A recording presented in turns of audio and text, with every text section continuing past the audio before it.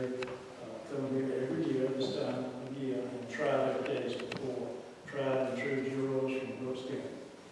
And I want just to point out 5 different things for you by clarification before we begin, and then I'll introduce the 2 trial teams and witnesses to you. Now, the defendant, whose name is Chris, or sometimes she's referred to as Christine Archer, is charged with murder and criminal hazing. The state is the state of New Columbia. Over the past 7 years, used up all of the mock-trial materials that the state bar of Georgia puts out.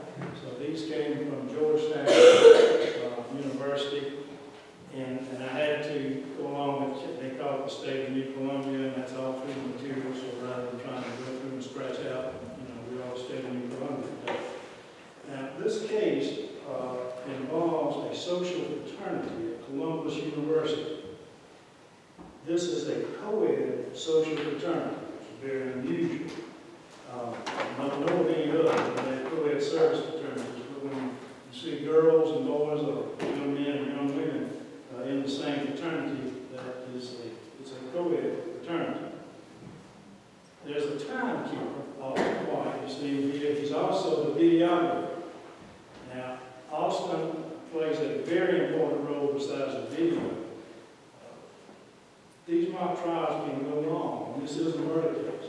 However, we have time limits on closing argument, direct examination, cross-examination, opening statement. The students have time constraints, which will make this move along rather quickly.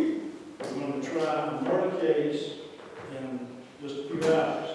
The O.J. Simpson murder case took 9 months or something like that. Judge Stevens did say he could try it in 2 weeks, but I've asked us how long it would have taken him. But in any event, the timekeeper has an important role. You may see him holding up cards.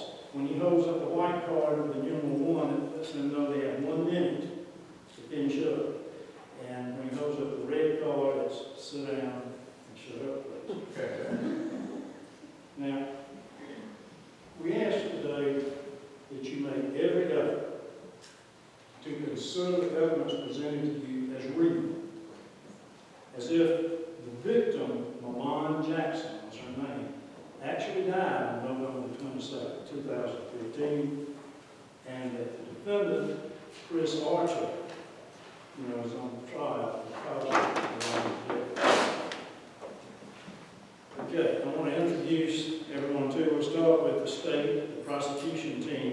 I ask you to please stand up. I know it's somewhat difficult for you to stand up and sit back down just for a second. This is Megan Gasser. She is the district attorney, and she is a senior from Columbia, South Carolina. She is assisted in this case by 2 other prosecutors, Destiny Wilson, who is a senior from North Augusta, and Logan Mallett, who is a sophomore from Lufkin, South Carolina. Now, the witnesses for the state are Alyssa Whitney. She's a senior from Daytona Beach, Florida. Carlisle Bryce, a senior from Greenville, South Carolina. And Gianna Alfonso, a junior, also from Greenville. Now for the defense. Lead counsel is Jonathan Patton from Rock Hill, South Carolina. He's assisted by L.J. Klieger, who is one of the defense attorneys from Greenville, South Carolina. He is a senior. I don't know if I mentioned it, Jonathan's also a senior. And Jeffrey Berger, a sophomore from St. Louis, Missouri. Witnesses for the defense. Olivia Goodman, who is a senior from Charleston. Madison Turrentine, who is a senior from Greenville, and Madison is the defendant in this case. And David Sullivan, a junior from New York. And Madison, we can get you a chair. You may want to sit at the council table. You have to speak to your attorneys in any fashion. And there's no rule of sequestration for that judge. All the witnesses will stay in the courtroom. You just lean over and tap one of them on the shoulder. If y'all have anything to ask Madison during the course, just feel free to turn to ask. The videographer and timekeeper is Austin White, who is a sophomore from Alexandria, Virginia.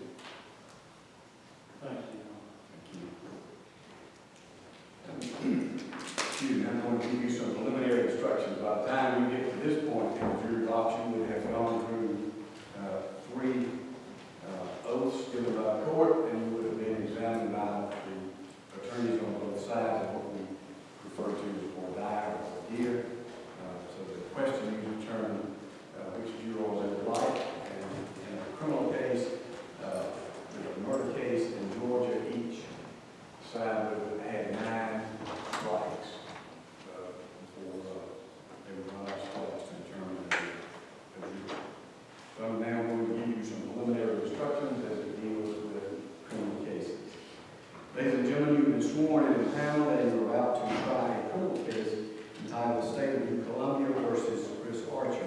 The defendant, Chris Archer, has been indicted by the grand jury of Brooks County. An indictment comprised of 2 counts. Count 1 is murder and count 2 is criminal hazing. Before we begin the trial, I'm going to give you some preliminary instructions on fundamental principles of criminal law. I will instruct you on the role of judge, the jury, and the lawyers, and give you an overview of the trial procedure. Many of you may never have served on the jury. It is therefore necessary that these instructions be given so that you have a general understanding of the procedure of a criminal trial, what will be expected of you, and how you are to conduct yourself during the trial. The defendant is charged in the indictment with crimes that are violations of certain laws of the state of Columbia. I want to emphasize to you that the indictment, including all counts therein, and the plea of not guilty are legal procedures by which these criminal charges are brought against the defendant. The charges in the plea of not guilty are not evidence of guilt, and you should not consider them as evidence or implication of guilt of any crime whatsoever. This defendant is presumed to be innocent until he is proven guilty. The defendant enters upon the trial of the case with a presumption of innocence. I guess that would be in her favor. Is this a male or a female? In her favor. And this presumption remains with the court until it's overcome by the state with evidence that is sufficient to convince you beyond a reasonable doubt that the defendant is guilty of the crime or crimes charged. No person shall be convicted of any crime unless and until each element of the crime is proven beyond a reasonable doubt. The burden of proof rests upon the state to prove every material allegation of the indictment and every essential element of the crimes charged beyond a reasonable doubt. However, the state is not required to prove the guilt of the accused beyond all doubt or to a mathematical certainty. A reasonable doubt means just what it says. It is a doubt of a fair-minded, impartial juror, honest, and truth. It is a doubt based upon common sense and reason. It does not mean a vague or arbitrary doubt, but it is a doubt for which a reason can be given, arising from consideration of the evidence or lack of evidence, or conflict in the evidence, or any combination of these. There is no burden upon the proof of the defendant whatsoever, and the burden never shifts to the defendant to prove his innocence.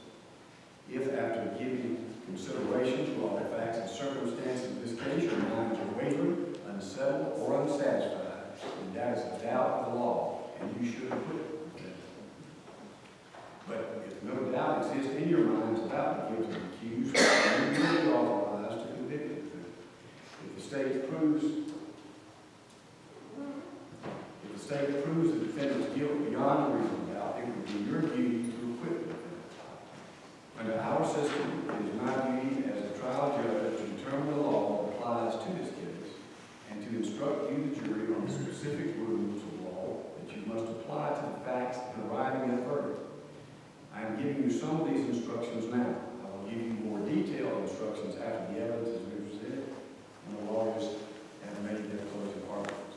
During the trial, I may be called upon to rule on motions or objections to evidence.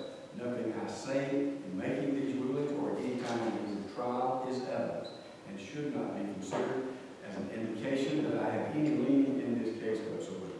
My only interest in the case is to see that it is fairly tried according to the laws and the consideration of the state of Columbia and the Constitution of the United States. As expected, the lawyers serve as advocates for their clients and are duty-bound to represent their clients. The lawyers also serve as officers of this court, and as such are bound to follow applicable laws, trial procedure, and rules of evidence during the trial. If at any time the lawyers believe that any law, or rule of evidence is being violated, they may make motions regarding the conduct of the trial or objections to the admission of evidence. In making these motions or objections, the lawyers are simply seeking to fulfill their duties to their clients and to the court. Sometimes these motions or objections may require the court to consider outside your presence the questions raised, and you will be excused to the jury room. We will try to minimize the number and length of these interruptions and ask for your patience in this regard. Ladies and gentlemen, the trial procedure in a criminal case is generally as follows. First, the attorneys for both sides have the opportunity to make what's called an opening statement. This opening statement is not evidence. Remember that what the lawyers say is not evidence but a preview or an outline of what they expect the evidence to be. Following the opening statements, the evidence will be presented. Evidence can be in the form of testimony given by witnesses or physical evidence that will be labeled with exhibit numbers for identification. After the presentation of all the evidence, the attorneys have the opportunity to make what is called a closing argument or summation. At this time, the attorneys may suggest which laws are applicable and how they should be considered in light of the evidence, and point out to you certain parts of the evidence that they think are favorable to their position. The goal of the closing argument is to persuade you to decide the case in their favor. Following a closing argument, I will charge you more specifically on the law that applies to this case. I will then ask you to retire to the jury room to deliberate and reach your verdict. The jury has a very important role. It is your duty to determine the facts of the case and to apply the law to those facts. I will instruct you on the laws that apply to this case, but you must determine the facts from the evidence. Ladies and gentlemen, the object of this trial is to discover the truth. During the trial, the admission of evidence will be governed by certain rules of evidence. Those rules were drafted with one prominent purpose in mind, and that purpose is the discovery of truth. Consequently, rules of evidence seek to assure that only the best and highest evidence is admitted for your consideration. During the trial, the attorneys have the right to object to the admission of evidence if they believe its admission would violate a rule of evidence. I will admit or exclude the evidence according to those rules. If I overrule an objection, this means that you are allowed to consider the evidence being offered. On the other hand, if I sustain an objection, this means that you may not consider the evidence being offered. You should consider only that testimony and only those exhibits that are admitted, and you should draw no inferences and make no assumptions about the evidence objected to. If the objection was sustained, in the event that you hear or see inadmissible evidence before an objection can be made and ruled upon, if the objection is sustained, I will instruct you to disregard it, and you should disregard that evidence entirely in the deliberations and in reaching the verdict. You, the jury, must determine the credibility and believability of the witnesses. It is for you to determine which witness or witnesses you will believe and which witness or witnesses you will believe, if there are some whom you do not believe. In determining the credibility and believability of witnesses, you may consider all the facts and circumstances of the case, the manner in which witnesses testify, their interest or lack of interest in the case, the means and opportunity for knowing the facts about which they testify, the nature of the facts about which they testify, the probability or improbability of their testimony, and the occurrences about which they testify. You may also consider their personal credibility insofar as it may appear to you from the trial of the case. As the fact finder, it is your duty to believe the witnesses whom you think are most believable. It is for you to determine alone. It is for you alone to determine what testimony you will believe and what testimony you will not believe.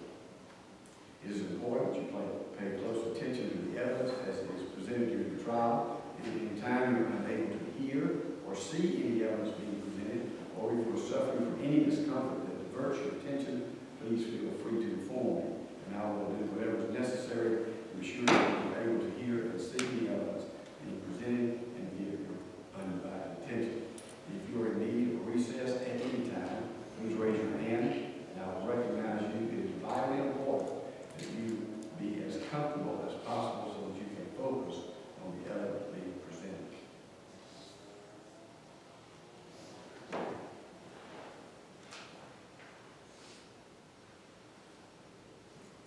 To preserve the integrity of the jury system, you as finders of facts must decide this case solely upon the evidence presented in this courtroom. This means that during the trial you must not conduct any independent research about this case, matters in the case, and the individuals involved in the case. In other words, you should not consult dictionaries or reference materials, search the internet, websites, or blogs, or use any other electronic tools to obtain information about this case or to help you decide the case. Please do not try to find that information from any source outside the confines of this courtroom, to include media and any sort of online legal research. Ladies and gentlemen, that concludes the instructions. At this time, the state may present.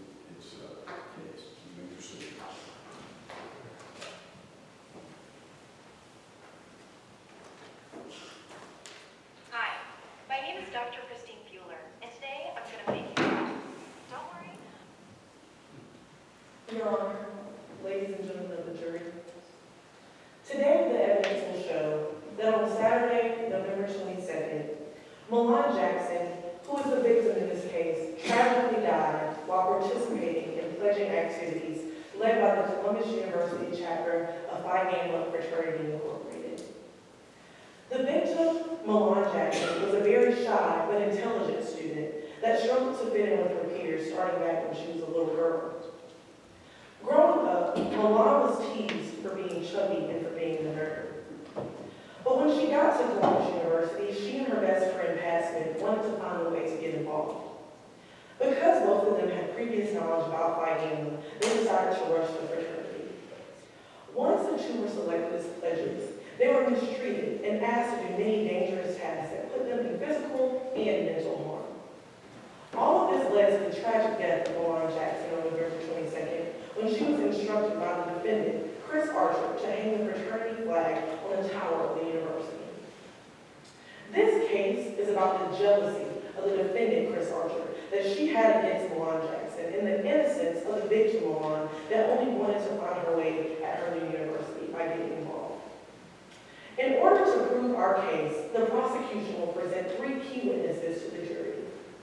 The first witness to be called will be Dr. Alex Richards. Dr. Richards is essential to the case of the prosecution because she will give an expert opinion about the mental state of Milan Jackson during the weeks leading up to her death. Richards also has much knowledge about hazing because she has seen many cases dealing with it, as well as she has experienced hazing in her own life. Finally, Richards will describe how she has had many conversations with Dean Thomas about hazing incidents in which Thomas constantly has minimized the problems about the issue. The second witness to be called will be Tyler Johnson. Johnson serves as the vice president of the Columbus University chapter of Phi Gamma Fraternity. Johnson worked closely with the defendant, Chris Archer, and can give a first-hand account of how Archer treated the pledges while they were going through the process. Johnson will also be able to give more background information of the character of the victim, Milan Jackson, and who she was as a person. The last and the final witness that the prosecution will bring is the victim's best friend, Pat Smith. Smith will describe how much pressure was placed on Jackson while being a pledge of Phi Gamma. She will also talk about Milan's background as they grew up together. And lastly, Smith will present an incident in which she was harmed in the activities that Phi Gamma members had been to do. Now, the defense will try to paint Milan Jackson as being someone who wanted to reach the top of Phi Gamma and who was willing to do anything to get there. They will try to place blame on Milan and say that she was the cause of her own death. Another point the defense will try to point out is that when Archer said something about raising the flag on the tower, it was only a joke. They will try to prove that the defendant, Chris Archer, actually tried to help Milan get off the ledge before she stumbled to her death. However, the state will prove that Archer participated in the death of Milan Jackson and the hazing events during the entire pledging process. At the end of this case, the state hopes that the jury, will find the defendant guilty, or at least manslaughter, and guilty of violating the anti-hazing gang initiation statute as well. Thank you. No defense.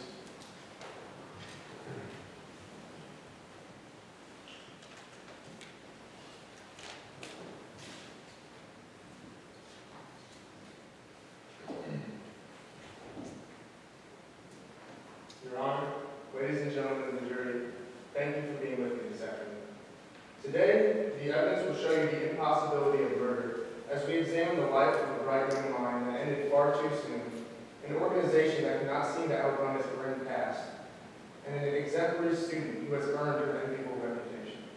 My name is Jeffrey Berger, and I'm a defense attorney. I'm joined today by lead defense counsel Jonathan Patton and defense attorney L.J. Cleveland. We represent Ms. Christina Archer in her charge of the murder of Milan Jackson. The death of Milan Jackson is undeniably tragic. Anyone that knew her can recant her tireless work ethic that drove her to be successful. And when Milan agreed to pledge Gamma, she joined a community populated by the brightest young minds on campus. And for perhaps the first time in her life, Milan was surrounded by leaders. On November 22nd, 2015, her stress levels made her lose control. She raced into the campus student center, up a staircase, and into the clock tower. And who chased her, you might ask? My client, Christina Archer. Christina is a senior at Columbus University, a prodigious member of the school's Greek society, and an outstanding member of the community. She has earned her commendable reputation through numerous volunteer and philanthropy events. During her time at Columbus University, Christina has evolved into the ideal student and a leader that her peers can look up to. This past semester, Christina was elected president of the Phi Gamma fraternity, a co-ed organization known for academic achievement and high levels of campus involvement. Her victory came as a disappointment to other older Gammas, including Tyler Johnson, who is now vice president of the organization. The Gamma members ultimately found Christina more fit and responsible to run the organization, and viewed Ms. Johnson's alcohol issue too substantial to elect her president. Although her presidential appointment caused her to gain many new enemies, Christina still treated her peers with kindness and respect. The Phi Gamma fraternity is undoubtedly a selective and competitive organization. Few bids are given out during rush, and even fewer are allowed to cross as a pledge. When a student crosses the line of a fraternity, the organization in question has deemed the student worthy of initiation into full membership. Every year, the Phi Gamma fraternity looks to build a pledge class comprised of individuals with impressive talent and high moral character. This could be why the Gamma organization appealed to Milan Jackson and her friend Pat Smith. Both students were determined to become members of the fraternity, but the potential of not crossing induced stress on both girls. Pat Smith did not demonstrate the prototypical promise of a Gamma pledge, and this was even noted by Milan herself. Pat lurked in the shadow of her dear friend Milan and clung to her coattails through pledgeship as she had since childhood. Perhaps it was her disdain for Gamma that led Pat Smith to cry wolf. Like many other Greek organizations, Gamma's reputation is somewhat tainted by hazing activities from the past. However, the Gamma hazing epidemic is known to have ended in 1978, and ever since, Gamma's executive councils have worked tirelessly to shed their hazing reputation. Christina Archer is no exception. Christina is dedicated to the elimination of hazing in all Columbus University fraternities, and in the race to end hazing, Christina Archer was leading the pack. Christina Archer was the only one to catch up to Milan the night she died. Christina begged Milan to step back from the ledge, but Milan stumbled and fell from the tower. As a pledge, Milan became a young girl, possessed by her desire to climb to the top of the Gamma hierarchy. The lofty expectations she placed on herself contributed to her own anxiety, an issue that only escalated throughout the pledge season. On that night, November 22nd, 2015, my client, Christina Archer, witnessed the death of Milan Jackson and is now accused of murder. We are here to illustrate how the prosecution falls short on their burden of proof and clarify that Christina's involvement is coincidental and in no way proven. Thank you. Counsel, statement call the first witness. Thank you, Your Honor. The state calls Dr. Alex Richards to the stand. Richards, if you raise your right hand, take the following oath, please do solemnly swear affirm the testimony you give this trial is the truth, the whole truth, nothing but the truth. So help you God. You may be seated. Can you please state your name and credentials for the court? My name is Alex Richards. I'm a psychiatrist who specializes in student counseling. I have my master's in psychology and my PhD in young adult psychology. I've also written 2 books on gang and group life mentality. And what is your role here at Columbus University's campus? I'm a psychiatrist who specializes in student counseling. And what experiences have you had with Greek life? I myself pledged Gamma when I was in college, and I also see students every semester who come to me who are involved in Greek life at Columbus University. Dr. Richards, are there any specific incidents involving Greek life that you've dealt with at Columbus?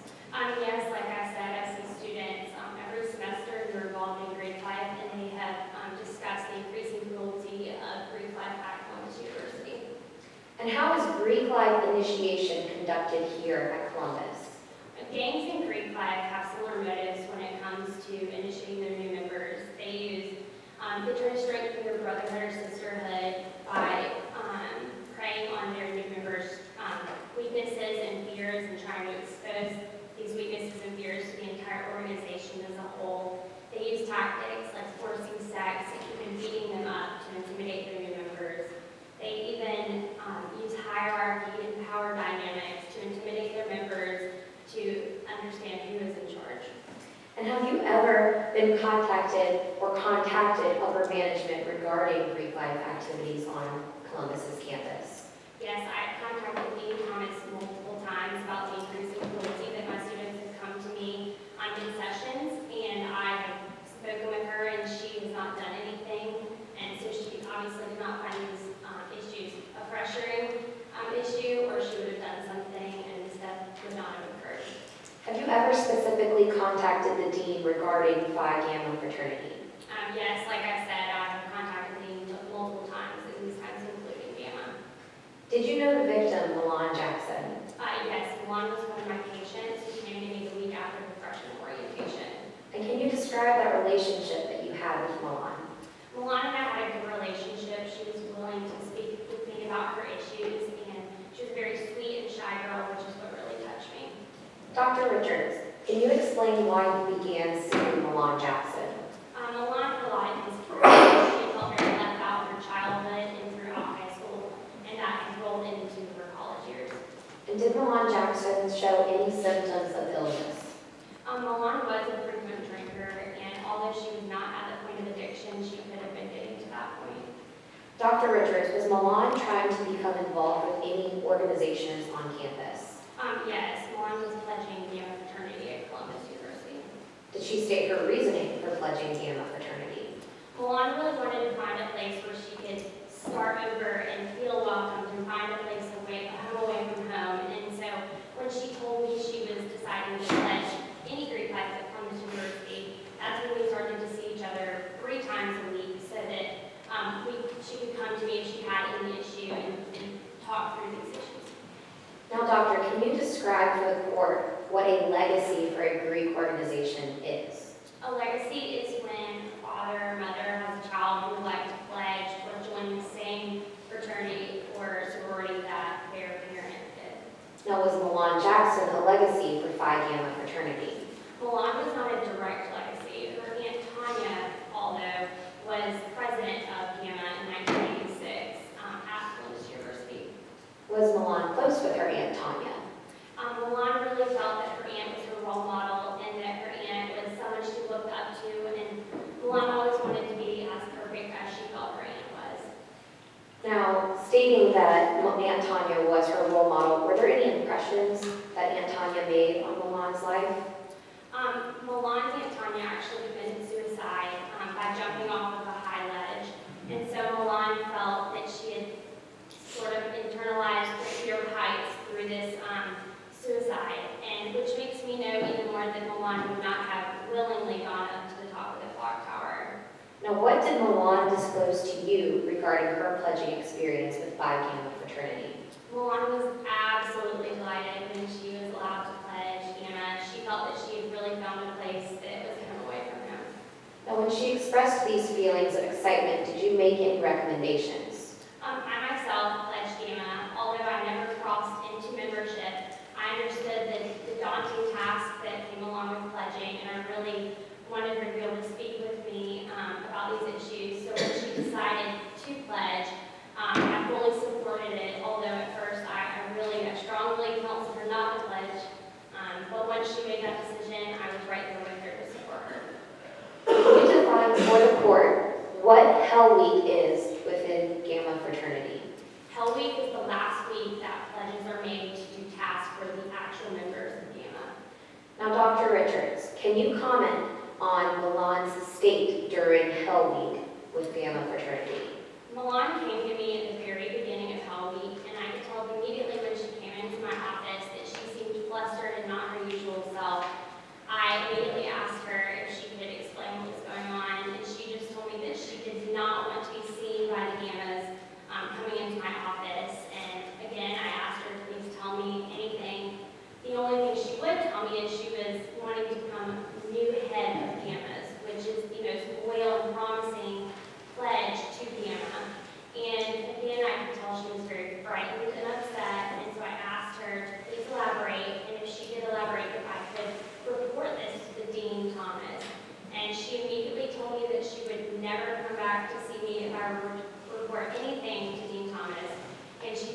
that Dean Thomas would also not do anything to the Gammas anyways. And that was the last time I ever saw Milan. Now, doctor, in your professional opinion, can you please comment on Milan Jackson's blood alcohol level the night that she died? As the medical report revealed, Milan's blood alcohol level was a .10 that night. And legal intoxication limit is a .08. And what, doctor, is your opinion on Milan's alcohol tolerance level specifically? So in my expert opinion, and as the National Drug and Alcohol Chart shows, Milan was 125 pounds, she was 5'7", so it would have taken between 2 or 3 drinks to have driven her blood alcohol level to a .1, which is what it was at the time of her death. And, but as I said, Milan's a frequent drinker, so 2 or 3 drinks, I believe, would have not affected her, would not have driven her to do something like that. Now, doctor, in your expert opinion, and with your sessions being one-on-one with Milan, do you believe that she would have defied her fear pipes the night of Hell Night with Gamma Fraternity? I believe by the immense pressure that was being put on her, not only by the organization itself, but the defendant, Chris Archer, that Milan had a lessened or eliminated fear pipes that night. And with your personal experience on Columbus University's campus, do you believe that Gamma Fraternity practices the typical hazing profile you outlined earlier in your testimony? No, I believe that Gamma Fraternity at Columbus, it displays an extreme case of hazing through my own research, through my own experience, and also through what students have told me.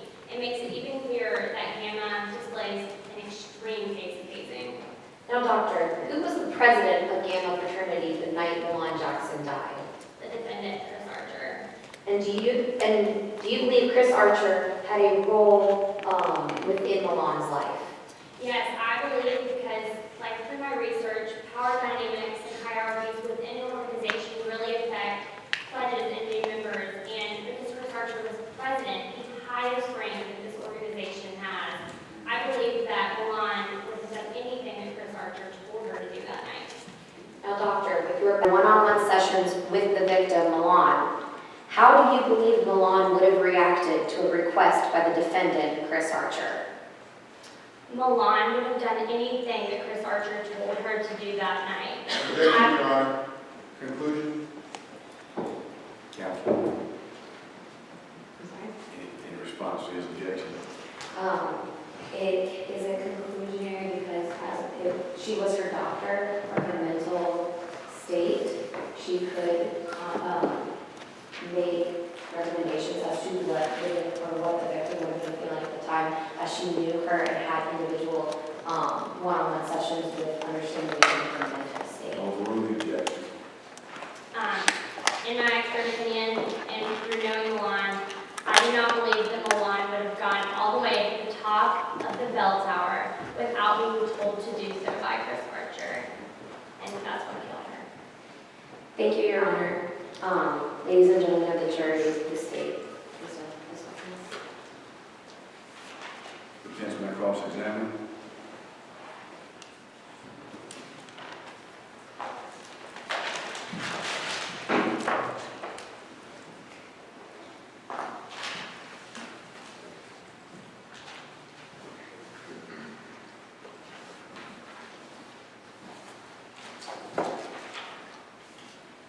So you said you specialize in gang mentality.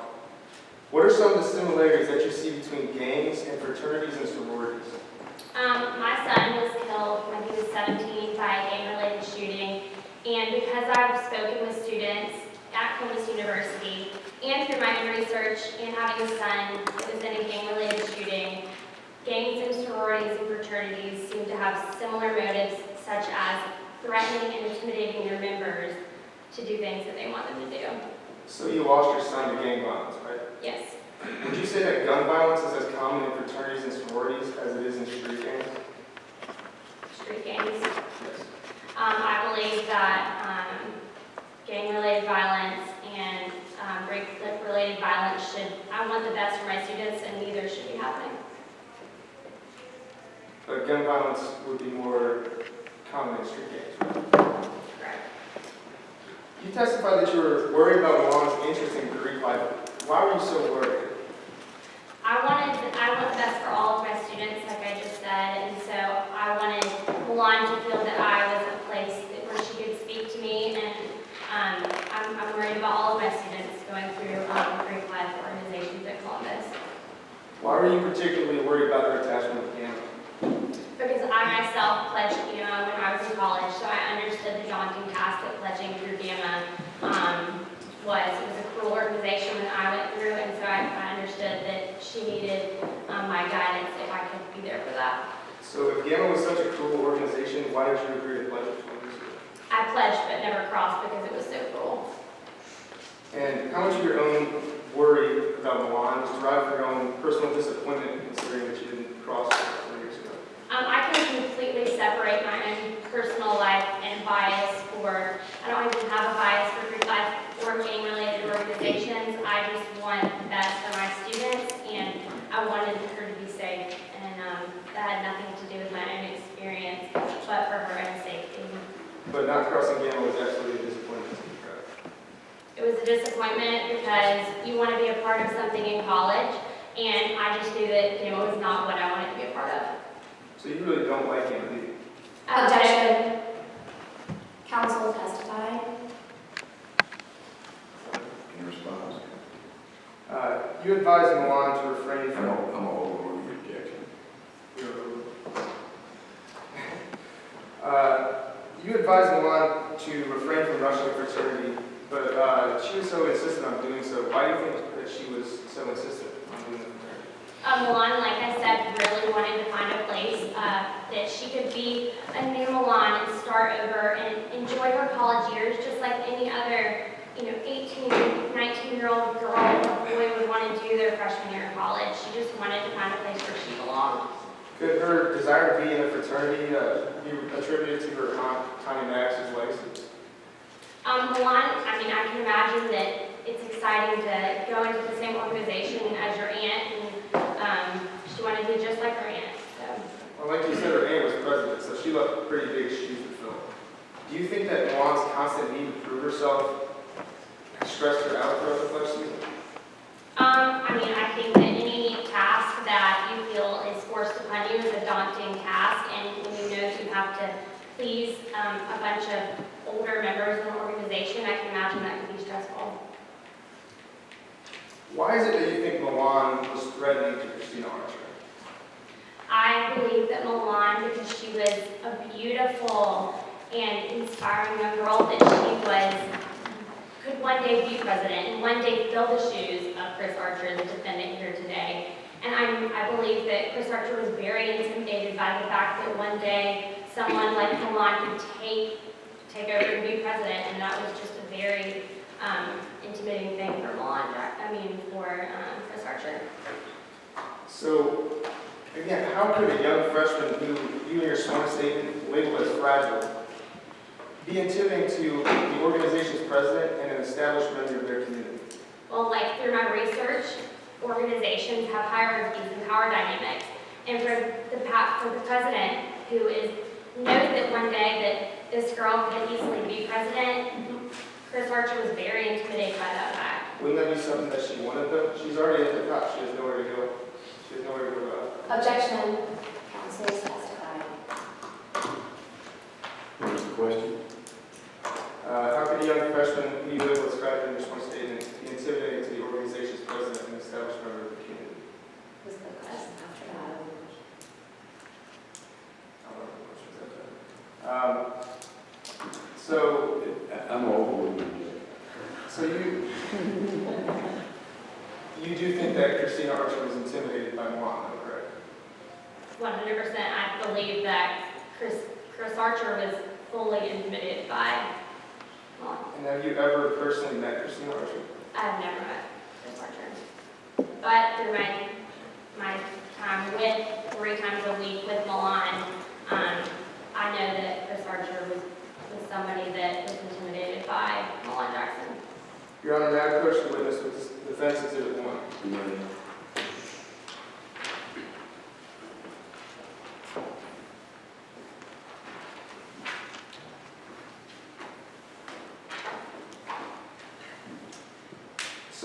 testified that Milan developed a fear of heights.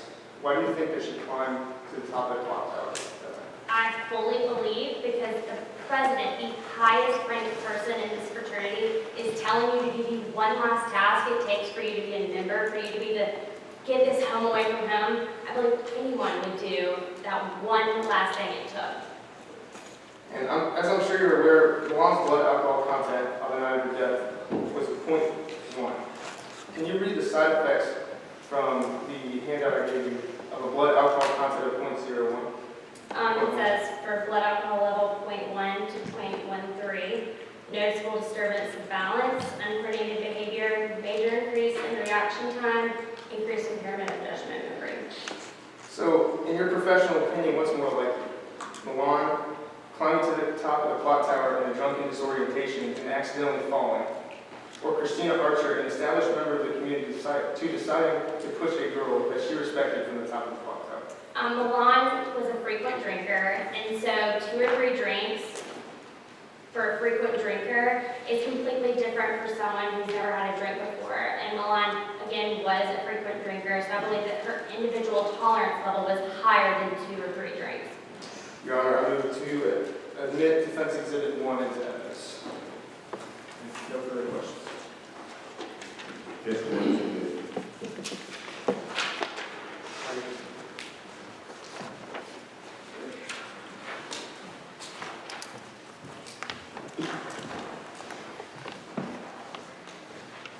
Was there any redirect?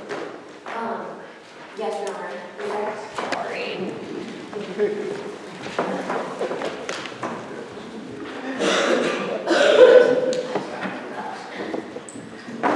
Now, Dr. Richards, you've been asked about your personal experiences involving both gay and Greek life. Can you please explain that once more? Again, I pledged Gamma when I was going through college. I did not cross over because it was a cool organization, and I understood then that that was not the best place for me. I also said my son was killed by a gang-related shooting, and so I'm very passionate about the safety of students and young people in the community to stay away from cool organizations that could potentially hurt them. Now, Doctor, given your numerous degrees that you hold, do you believe that you are not separating your personal opinions from your ability to testify here today? I'm fully separating personal opinion and personal situations from my professional life. No other questions. Thank you, Your Honor. Any cross? Thank you, Ms. Stitt. Call your next witness.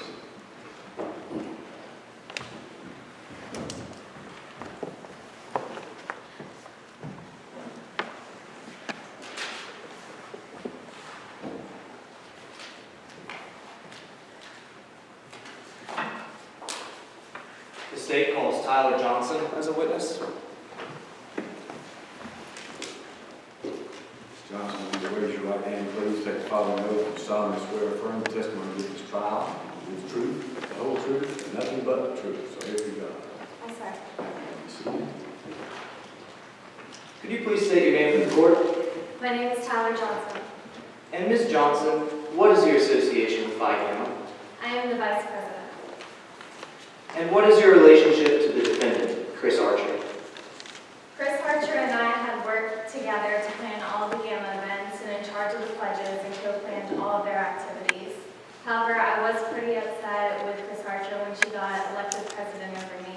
She was my friend and she knew how much I wanted that position. And Ms. Johnson, what was your opinion of the victim, Milan Jackson? I had met Milan Jackson the first day of Rush Week, and I liked her right away. She was smart, pretty, and enthusiastic about Gamma. We got to know each other pretty well. Did you observe any interactions between Chris Archer and Milan Jackson? Yes, I did. And what did you observe in those interactions?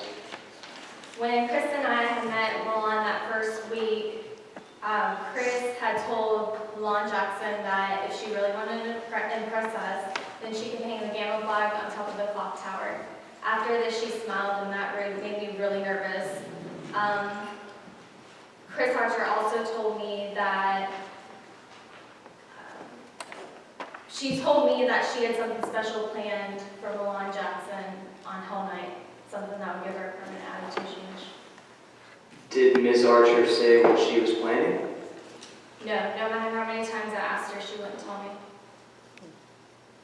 Was there ever an occurrence where Chris Archer could have been visibly upset or angry with Milan? Yes, I feel the final straw for Chris was when Milan turned down an offer to go out with a fraternity member named Brian. After this, I felt like Chris was out to get Milan. Do you know what Milan was asked to do with Brian? No, I don't. Did Milan seem like Gamma material to you? Yes, I believe she was. She had a very reserved personality, and I'm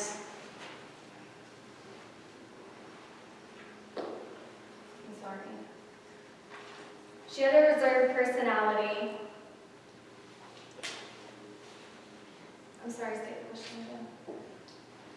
Did Milan seem like Gamma material? She had a very reserved personality, and Did she seem enthusiastic about her role in Gamma? yes. Would you describe Milan Jackson as well-liked within the fraternity? No, a lot of the gammas thought that she was stuck up. Did Milan seem to be under a lot of pressure with the pledging process? Milan put a lot of pressure on herself because she wanted to please the fraternity members because they thought that she was stuck up. Was Chris Archer one of these members putting pressure on Milan? Yes. In what ways was Ms. Archer putting pressure on Milan? When Chris was trying to get Milan to go out with Brian and try to impress us by hanging the Gamma flag on top of the clock tower. Did you offer Milan any advice on making it through this difficult pledging process?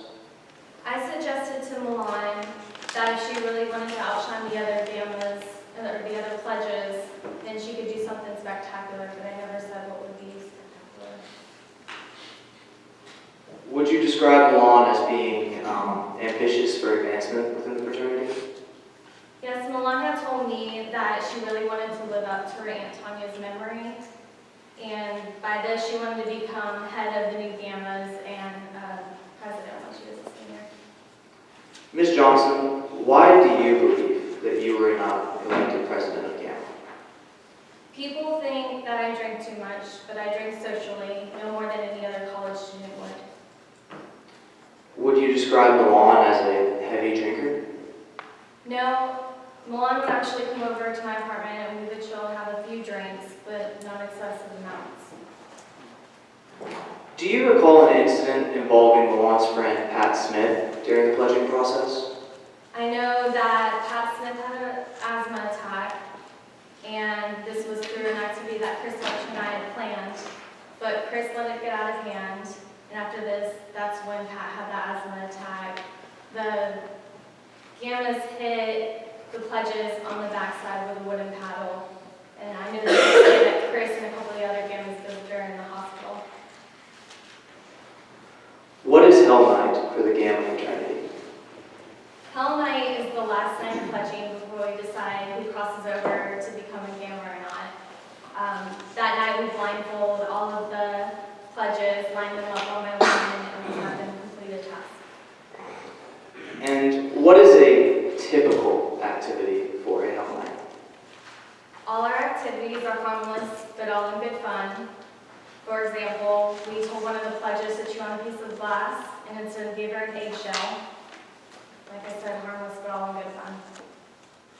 And what happened on the Hell Night in question, November 22nd, 2015?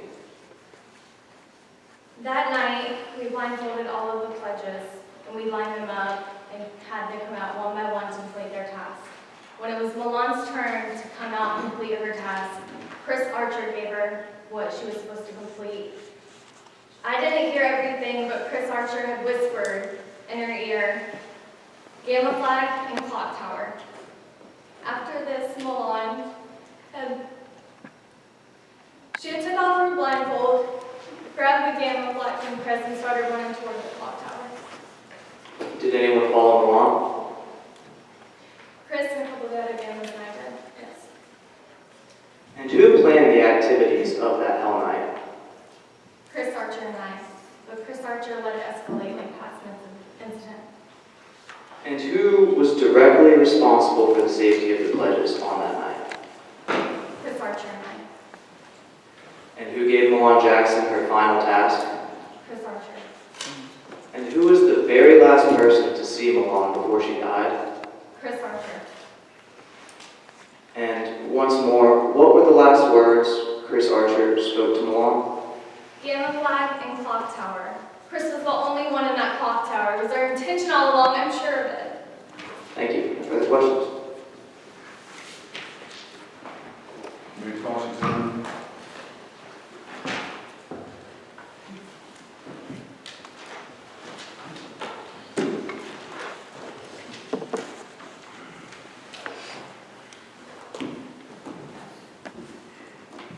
Tyler, how are you this afternoon? Doing well. Tyler, you're Vice President of Phi Gamma at Columbus University, correct? Yes. Did you work with Christina Archer to plan all Gamma events, including pledge activities? Yes. We are in charge of pledges. Why did you refer to Christina as a backstabber in your sworn testimony? I refer to her as backstabber. She, I believe, started a conspiracy that I drank too much. Do you feel as if you were the rightful choice for the president of the Gammas? Yes, of course. If Christina were charged today, who would assume the role of president of Phi Gamma? I would. And Christina, could you please elaborate as to what you were referring to when you said that you would make Phi Gamma great again? I would make it great again because I love the organization. I would be there for all of the pledges and cameras. It would be a dangerous task. Would you say that Milan was more expressive when she was drinking? She came out of her shell talking about the gammas, but not like any other person, like not by no means like anybody else would. But she was more expressive, correct? Someone. Did you testify that Milan's attitude could easily be mistaken for stuck-up? Yes. In your testimony, you state that you really love to drink and party, correct? Yes, but no more than any all the other college students. Did this ever lead to problems with your grades? I drank, but that wasn't what was leading problems to my grades. It was more just everything that went on, just more planning activities and stuff like that. So the drinking never led to issues with your grades? No. Your Honor, may I approach the witness with her sworn statement? You may.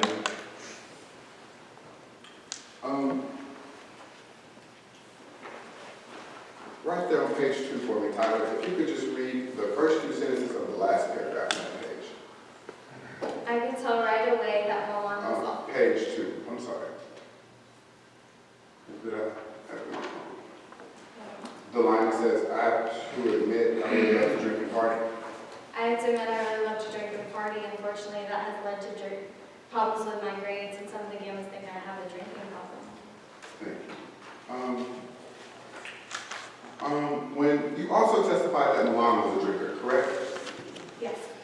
When you and Milan would drink together, would you say that she drank as much as you? Yes. In your sworn statement, you noted the concern you felt for the amount of pressure Milan placed on herself, correct? Yes. And you even stated that you thought she was a little too obsessed with this whole gamma thing, correct? Yes. Are you aware of Milan's untimely Yes. Did Milan confide in you about living up to her aunt's legacy within Gamma at Columbus University? Yes, she wanted to become head of the new gammas due to her memory of the accident. And Tyler, did you suggest to Milan that she should do something spectacular to impress the Gammas? Yes, I did, but I never said what would be impressive. but you did note that you think she was a little too obsessed with the whole gambling thing. Yes, sir, that could be right. Did Milan say to you that Pat seemed jealous when she made new friends? I know that Pat was jealous when she made new friends, but I didn't really get to know Pat that much. In your sworn statement, you stated that you knew that Pat did not have what it took to become a gambler, correct? I'm sorry, repeat the question. In your sworn statement, you stated that you knew that Pat Smith did not have what it took to become a gambler. Yes. And in reference to pledging activities during Hell Week, you stated that the tasks are created to scare the pledges, correct? Yes. Okay. And could you please read for the court the highlighted portion from your testimony on the last page? I could tell right away that Milan was... The last page, I'm so sorry. Yeah, page 4.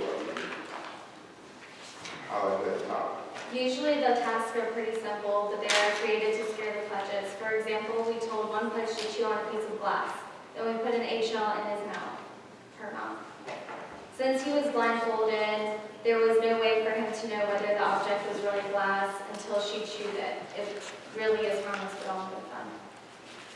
Tyler, on the night of Milan's death, you stated that Christina Archer was the only one close enough to see what happened to Milan, correct? Yes. So on that night, you never saw what happened at the top of the clock tower between Christina and Milan? No, I just knew that she was in the clock tower. She ran ahead of us, and I watched her. But you did not see the interaction between Christina and Milan, correct? Yeah. No further questions, Your Honor. Any redirection?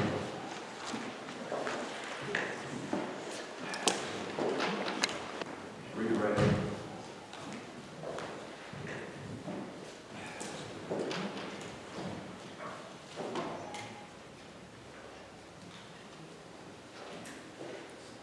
Ms. Johnson, while you may not have seen what occurred at the top of the tower, on your sworn statement, here on the very first page, can you read at the bottom that runs on the beginning of the next page what exactly it was that you heard? I'm sorry, from Chris Archer to Milan Jackson. Chris had said, if you really want to impress us, you can hang the Gamma flag on top of the clock tower. Then she smiled. I could not believe that Chris would even suggest such a dangerous task. Thank you. That's all, Your Honor. Any recalls? Yes.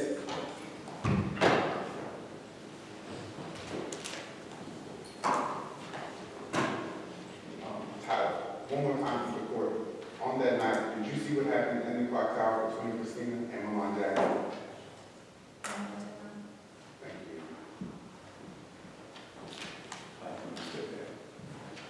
Go ahead, witness, please.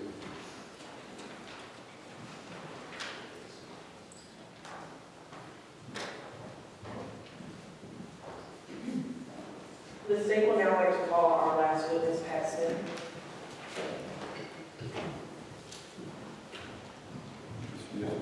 Standing on the witness chair, raise your right hand and be sworn, please. Do you solemnly swear or affirm that the testimony you give is the truth, the whole truth, and nothing but the truth, so help you God.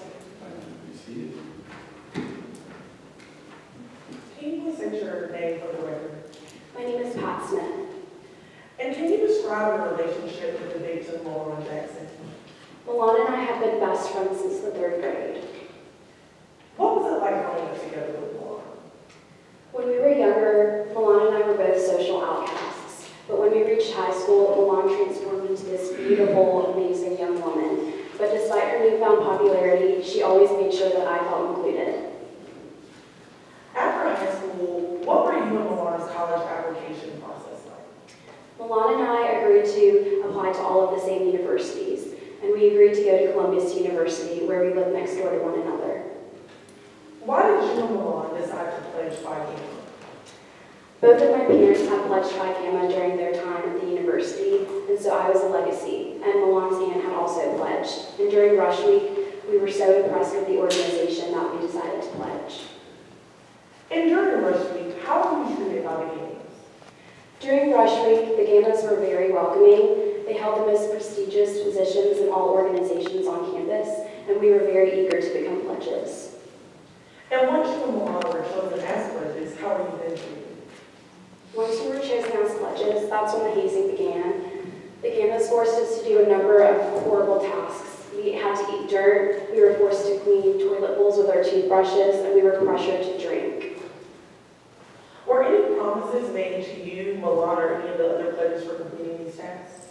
Milan told me that Chris Archer had promised her the position as head of the new Gammas if she agreed to sleep with her friend Brian. And did Milan accept that offer? No, Milan refused to sell her body for such a thing, and afterwards the Gammas began to call her stuck up. Can you describe what Hell Night and Hell Week are for the kid? Hell Week is the last week of pledging, and Hell Night is the last night of the week. Can you describe what happened to you on the first night of Hell Week, or Monday, November 17th? On the first night of Hell Week, the Gammas forced the pledges to strip down to their underwear in the freezing cold, and the male Gammas swatted the female pledges on the behind with wooden paddles. How was your mental state as these events happened on that night? I was so upset with the events that were occurring, and I began to have an asthma attack. Did you tell anyone that you were starting to feel ill? I was pleading with the Gammas to please let me leave to get my inhaler. And once you notified them that you were having an asthma attack, what was their response? They refused to let me leave to get my inhaler, and the next thing I knew, I woke up in the hospital. When you arrived at the hospital, did any of the older Gammas come and visit you? A few of the Gammas, including Chris Archer, came to visit me while I was in the hospital. But instead of comforting me, they threatened to make me a social outcast if I told anyone what had happened that night. Objection, Your Honor. Here's it. Your response? Next question. I sustain the objection. Did you tell anyone what happened that night? I finally gained enough courage to speak with Dean Thomas about the events that had occurred, but she told me that I was overreacting and that the Gammas were harmless. Were the police ever involved? Shortly after I spoke with Dean Thomas, the police were involved. What information did you share with the police? I was so afraid of what the Gammas would do if I had told the police what actually happened that I lied. And because I retracted my original statement, Dean Thomas refused to file my complaint as an act of hazing. Now, can you describe the night of November 22nd, or what otherwise can be known as Hell Night? The Gammas held a party for the pledges and pressured us to drink. Milan and I had about 3 shots of tequila. With the 3 shots of alcohol, would you say that you and Milan were heavy drinkers? I had seen Milan drunk numerous times, and that night she was far from it. She was very focused and alert. Can you state whether or not Milan was asked to do anything more extensive than the other pledges? Each of the pledges were blindfolded and taken aside to do separate tasks by the Gammas. After I was blindfolded, I heard Chris Archer whisper to Milan that she had something special. Here's it. Your response? That's in the witness's sworn testimony.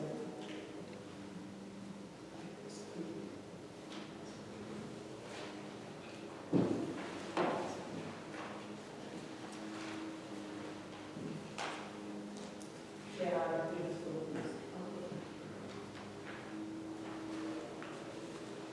Please proceed.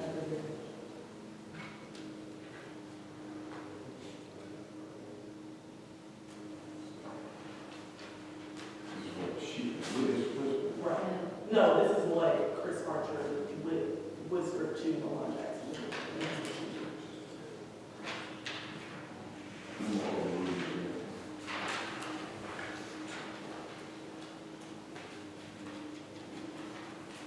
Can you say whether or not Milan would have gone up to the tower if she wasn't directly instructed to do so by Lieutenant Chris Archer? Milan had an immense fear of heights.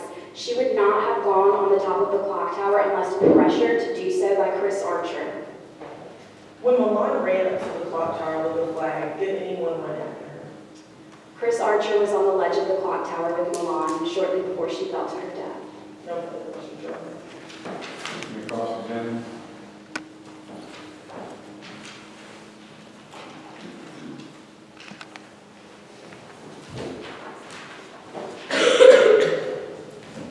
All right, Ms. Smith.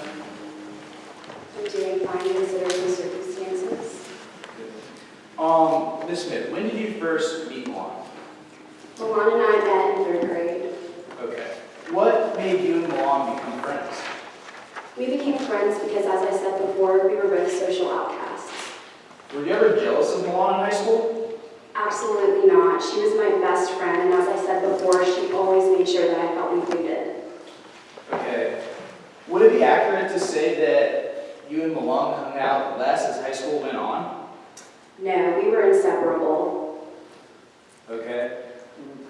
Why did you and Milan want to pledge Gamma once you were enrolled at Columbus University? As I mentioned before, both of my parents had pledged Phi Gamma, as well as her aunt, and we decided that we wanted to pledge Phi Gamma and become more socially active in college. Were you impressed with Gamma once you were interacting with them during Rush Week? Yes, initially during Rush Week I was impressed with Gamma because, as I said before, they held the most prestigious positions in all organizations on campus. So at that time when you met Gamma, would it be accurate to say that you and Milan would have been willing to do almost anything in order to become Gammas? At that time, I would say that we would have done anything to become Gammas. How did Christina Archer treat you when you were first introduced to her?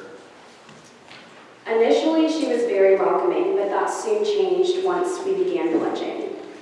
Is it true that you had an asthma attack while pledging? Yes, I did. Were you hospitalized? I was hospitalized. And did the Gammas come to see you in the hospital in order to show that they cared? They came to the hospital, but it was not to show that they cared. They came to threaten me if I had shared my testimony with anyone. Okay, and what did you tell Dean Thomas when he questioned you about the incident? I told him the truth of what had happened, that I was refused to get my inhaler and had an asthma attack as a result. Did you tell the police the same story? I did not, Why did you lie to the police? because I was terrified of what the Gammas would do if I shared the truth. Is it true that you returned to pledge Gamma under your own free will after your incident in which you got hospitalized? Yes. If the Gammas were so mean to you, why didn't you just quit? I have spent the majority of my life as a social outcast, and joining Phi Gamma fraternity was an opportunity for me to make a name for myself and follow my parents' footsteps. It was something that Milan and I started together, and we were going to finish it together. Okay. What happened on November 22nd, 2015?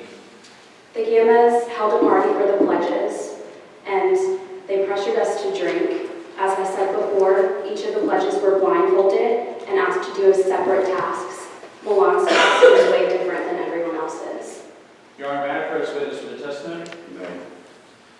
If you will read the three where it's highlighted. All of the pledges drank. Milan and I drank about 3 shots of tequila. We both got a little tipsy. So if you were a little tipsy, how would you know if Milan was sober and she was not slurring her words?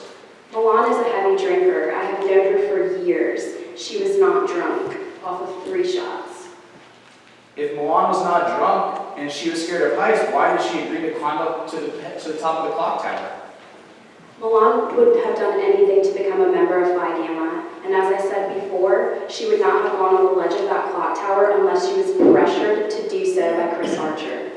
Is it possible that Christina Archer and other Gammas were only motivating Milan so that she could be better and eventually lead the Gammas one day like her aunt? Objection, speculation. In response, I sustain the objection.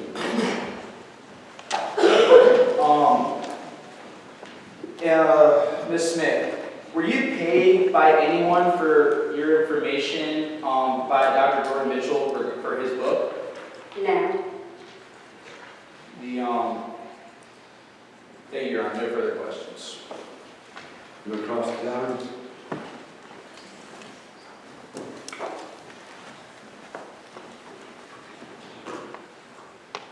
Ms. Smith, you are a legacy of Phi Gamma, correct? Yes. Would that have influenced you to want to stay in the pledging process even after your asthma attack? Yes, as I mentioned previously, since both of my parents were Phi Gammas during their time at college, it gave me motivation to continue with the pledging process. No further questions, Your Honor. Redirect. the recross. Yes. One last question for you, Ms. Smith. If she wasn't drunk, how was her BAC at a .1? I have no idea anything about alcohol levels, but I do know my best friend because we have known each other for years, and she was focused and alert that night, regardless of having 3 shots of tequila. No further questions, thank you. Anything further with this witness? No, no. You may step down. Anything further with the state? Anything further with the witness? Thank you, Your Honor, the state rests. Please make all his first witness. We're gonna take a 5 minute. Ladies and gentlemen, we're gonna take a 5 minute break. There's the jury room. Facilities in there.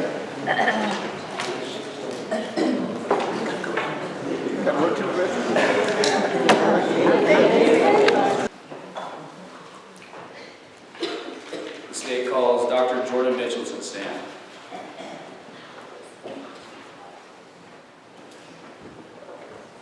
If you'll stand in front of the witness chair, please raise your right hand and be sworn. You solemnly swear or affirm the testimony you give in this trial shall be the truth, the whole truth, and nothing but the truth. So help you God. Thank you. Please state your name for the court. My name is Dr. Jordan Mitchell. Dr. Mitchell, can you give the court some background information regarding your education and knowledge of Columbus University? Yes, of course. I'm a local historian with a PhD in American history, and I've studied the universities and colleges in New Columbus for the past 25 years. I've written 13 articles and 2 books. One of the books is on the social and student life of Columbus University. Dr. Mitchell, can you describe what student life is like at Columbus University? Of course. Student life at Columbus University has always been focused on 3 main things. These 3 main principles were main principles when Samuel Richardson even founded the university. These 3 main principles are academics, athletics, and fraternity and sorority life. These three main principles still hold true to this day. So Greek life has always been a large part of Columbus University. Yes, Greek life has always been a huge part of Columbus University. Dr. Mitchell, when was Gamma founded and what is its reputation nationally? Gamma was founded in 1908 and is nationally recognized for excellent and high achievement. Has Gamma ever been accused by Columbus University for hazing? Yes, Gamma has been accused by Columbus University for hazing. Has Gamma ever been found guilty of hazing? No, Gamma has never been found guilty by Columbus University for hazing. Have any of these alleged hazing events resulted in the injury or death of any Gamma members in the past? During the 1960s and 70s, there were 5 falls that resulted in serious injuries and one unfortunate death. What is the tradition that resulted in these 5 falls? This tradition was called raising the flag, where one of the Gamma new members would climb to the highest point on campus and raise the Gamma flag. There have been no known occurrences of this incident since 1978, though. Thank you. Did Milan have any other family members that were Gammas at Columbus University? Yes, her aunt Tanya Maddox was actually president during her tenure at Columbus University.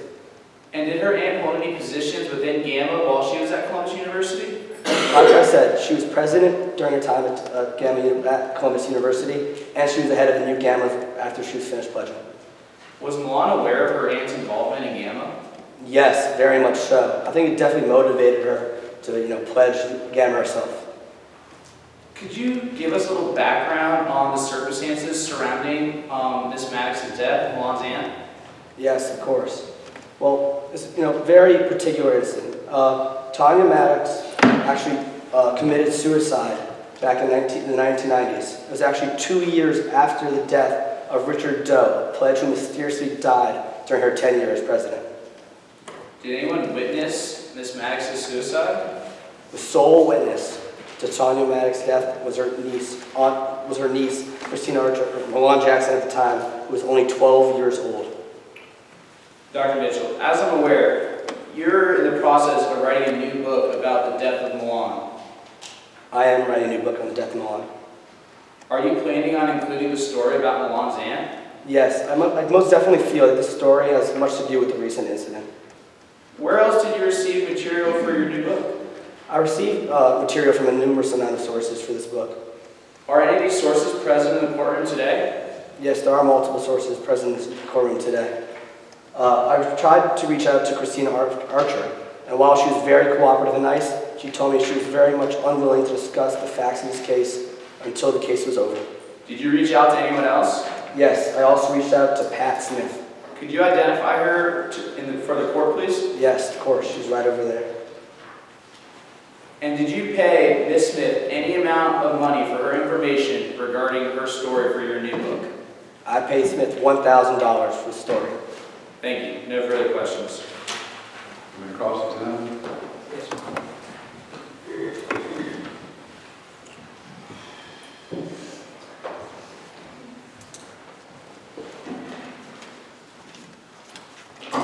Dr. Jordan Mitchell, how are you doing today? I'm good, sir. Good. Now, in the direct examination, you just said that Gamma was never found guilty or suspected of dangerous pledging activities. They have been suspected, but they have never been found guilty. Now, can I have you read the bottom of your first page of your sworn statement, and it goes on to the top of the second? Yes, If you are. Yes. Where exactly?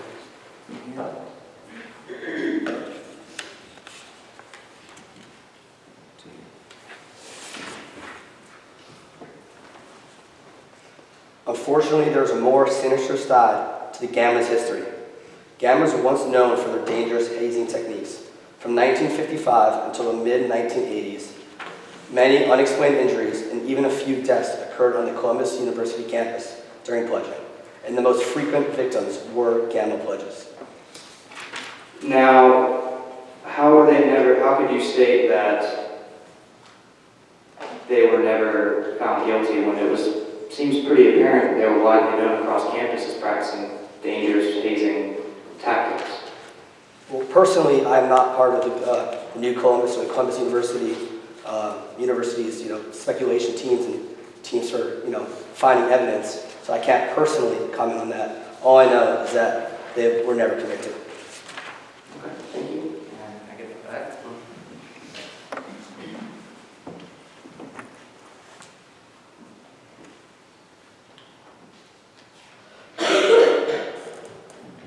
And I'd just like to reiterate, who witnessed Tawny Maddox's fall? Her niece at the time, Molly Jackson. And how old would she have been at the time? She was 12 years old. And there was certainly an established tradition of raising the flag on campus, correct? Yes, but that occurrence has not occurred since 1978. Then how would you explain the death of Richard Dell under similar circumstances? The circumstances surrounding his death are mysterious. From what anybody knows, there's nothing involved with the fall.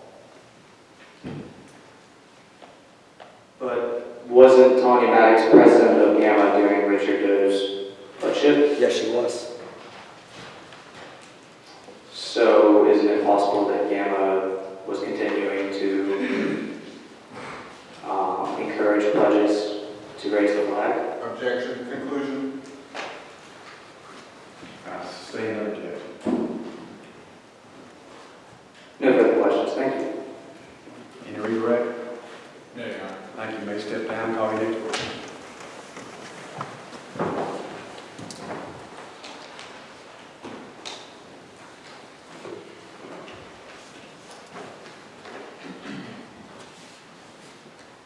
The defense calls Dean Jesse Thomas to the stand.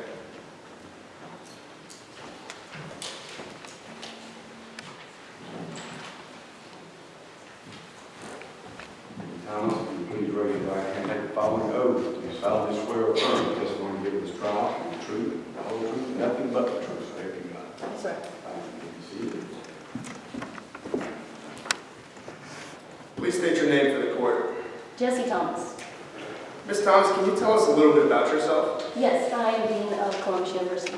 And how long have you been dean? Since 1987, so 28 years going on 29 now. Are you familiar with the Phi Gamma fraternity? Yes, I'm very familiar with Phi Gamma fraternity. The chapter here has been in existence since 1908. Hazing is currently a pressing national topic.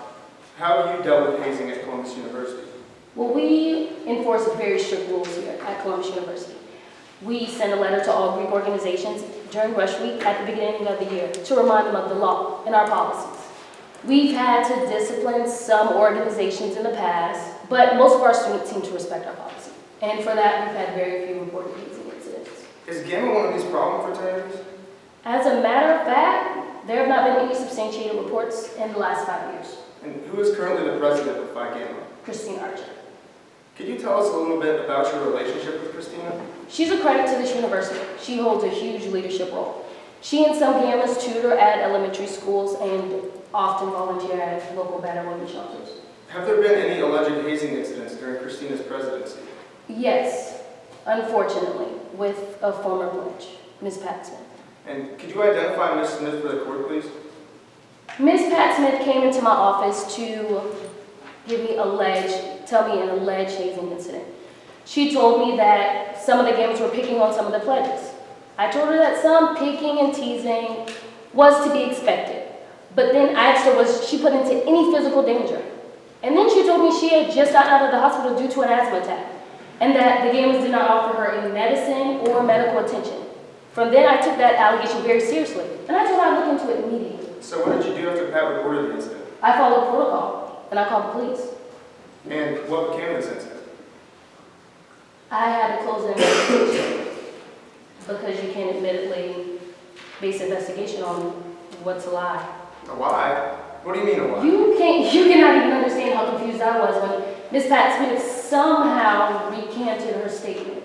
And is this not the first time a complainant has retracted their statement? No, but it's simply unfair. If the accuser can't stick to one story and the complainant recants, it's a waste of time for the police and campus security. And I simply refuse to put anything false on anyone's permanent record. Have any other pledges approached you regarding hazing incidents? Miss Malone Jackson. And what did she say when she came into your office? She said she had something to tell me regarding the Pat Smith situation, but she didn't have time right away, so she would come back on Monday. So did you follow up the same protocol as you did with Pat? I did not. Miss Pat came to me with an alleged statement, and Milan said she'd come back on Monday. And so what did you do after Milan left your office? I immediately called Christina. And can you tell us a little bit about this phone call? Yes. When I called Christina, I told her that Milan had something to tell me regarding the Pat situation. And if it had anything to do with hazing, I'd suspend the fraternity. I consider Christina a credit to this university, but I treat her as no different than any other student on this campus. Your Honor, may I approach the witness? May.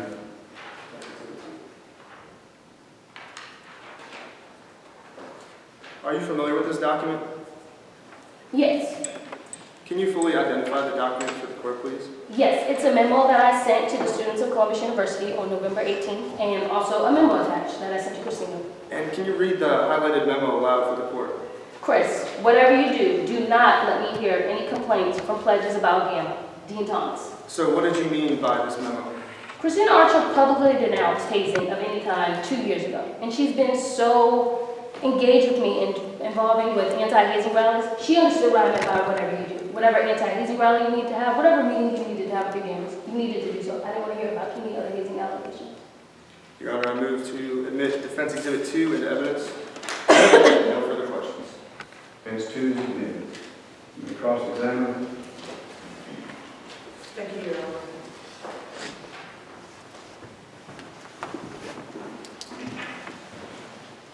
Dean Thomas, can you discuss how familiar you are with Phi Gamma fraternity? They've been in existence since 1908, so I'm fairly familiar with them. And how much money would you say Phi Gamma brings to the university? They bring in a lot of money. I hold it to their legacy on our campus. I think about $15 million, especially towards our recent students now. Can you discuss the particular preventative measures that the campus takes against hazing?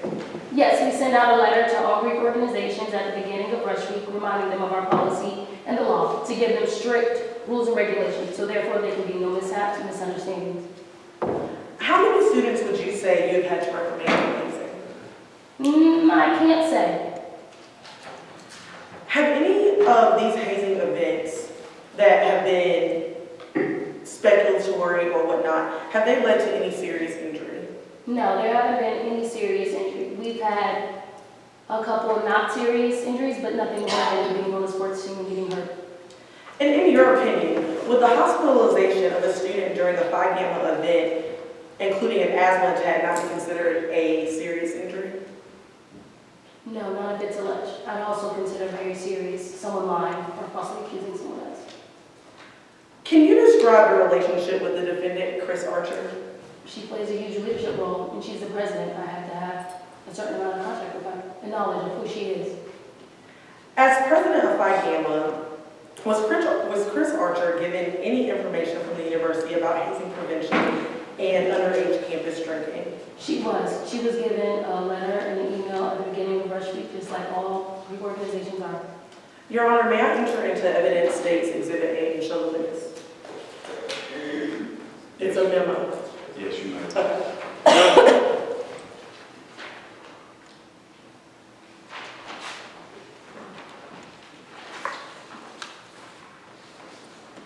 Can you please read the underlined portion for the jury? Whatever you do, do not let me hear of any complaints or pledges about Gamma.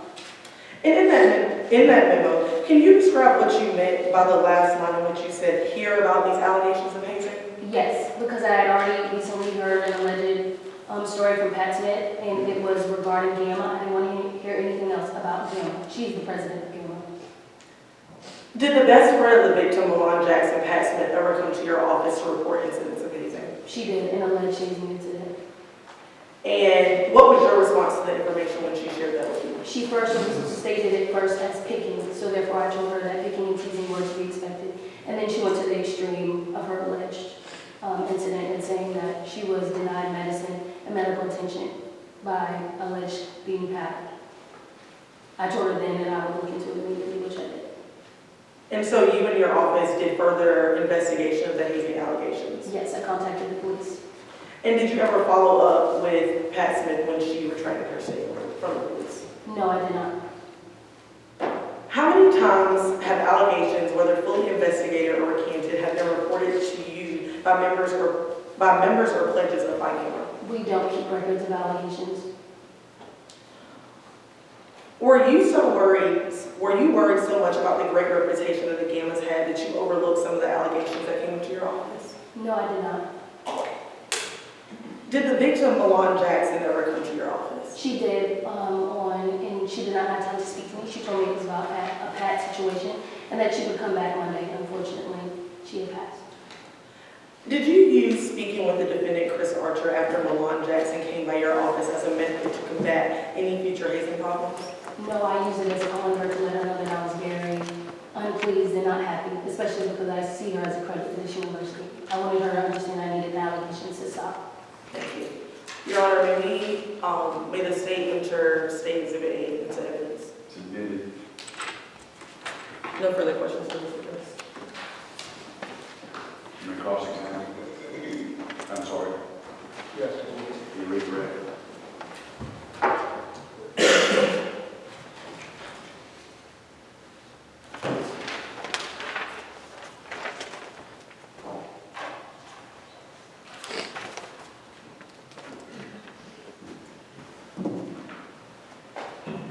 Your Honor, may I approach the witness?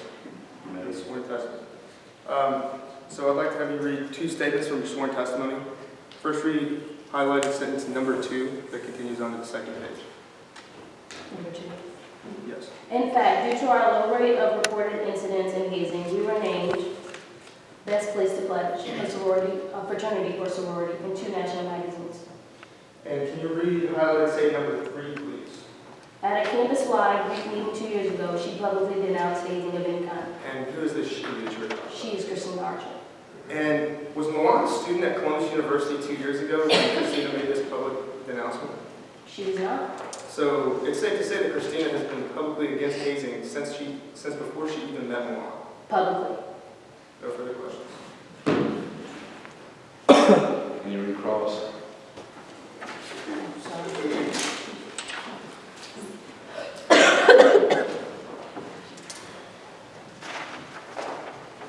Dean, what is your main concern at the university?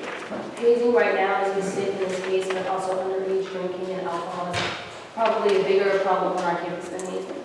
So fundraising, according to your sworn statement, is not a priority to you? It's a priority, it's a part of my job, but it's not something that's very important. Okay. And it's also been stated in Chris Archer's sworn testament. Could you, Your Honor, may I approach the witness so she can read this? You may.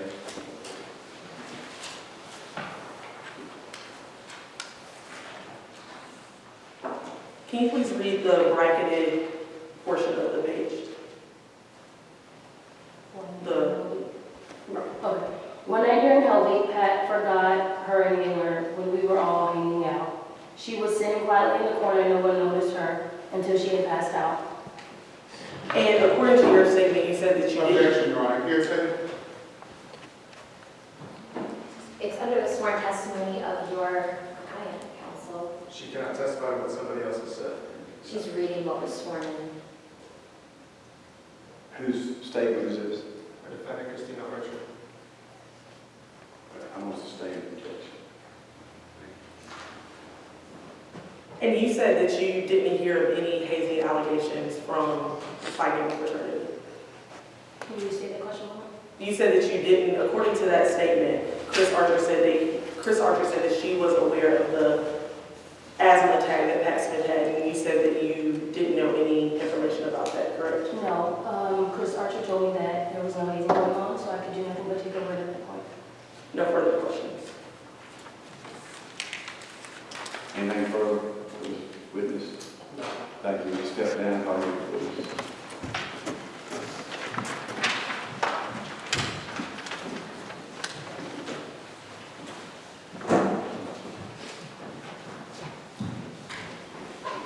Your Honor, I'd like to call defendant Christina Archer to the stand.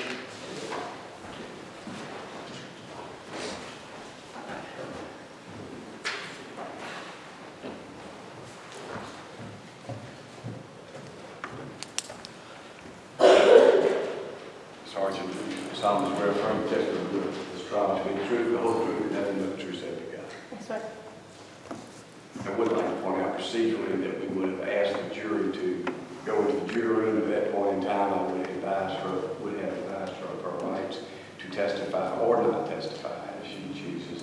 She would not be required to testify, and if she did not testify, the jury could not take that as evidence against her. And if she did testify, you could consider any of her statements in determining her guilt or innocence, and that the prosecutor would have the opportunity to cross-examine her, just as the defense has had the opportunity to cross-examine the witnesses of the prosecutor. You may proceed. Thank you, Your Honor. Could you please say your name for the court? Christina Archer. And could you tell us a little bit, Christina, about your involvement with the organization of Phi Gamma? I'm the president of Phi Gamma at Columbus University, and I serve along with Tyler Johnson, who is the vice president. And as president and vice president of this organization, how's your relationship with Tyler? It was great up until I became president. She wanted to be elected, but I was elected instead. Why did Tyler not receive the role of president? No one really in the entire fraternity thought that she was capable of handling such an important role due to her drinking problem.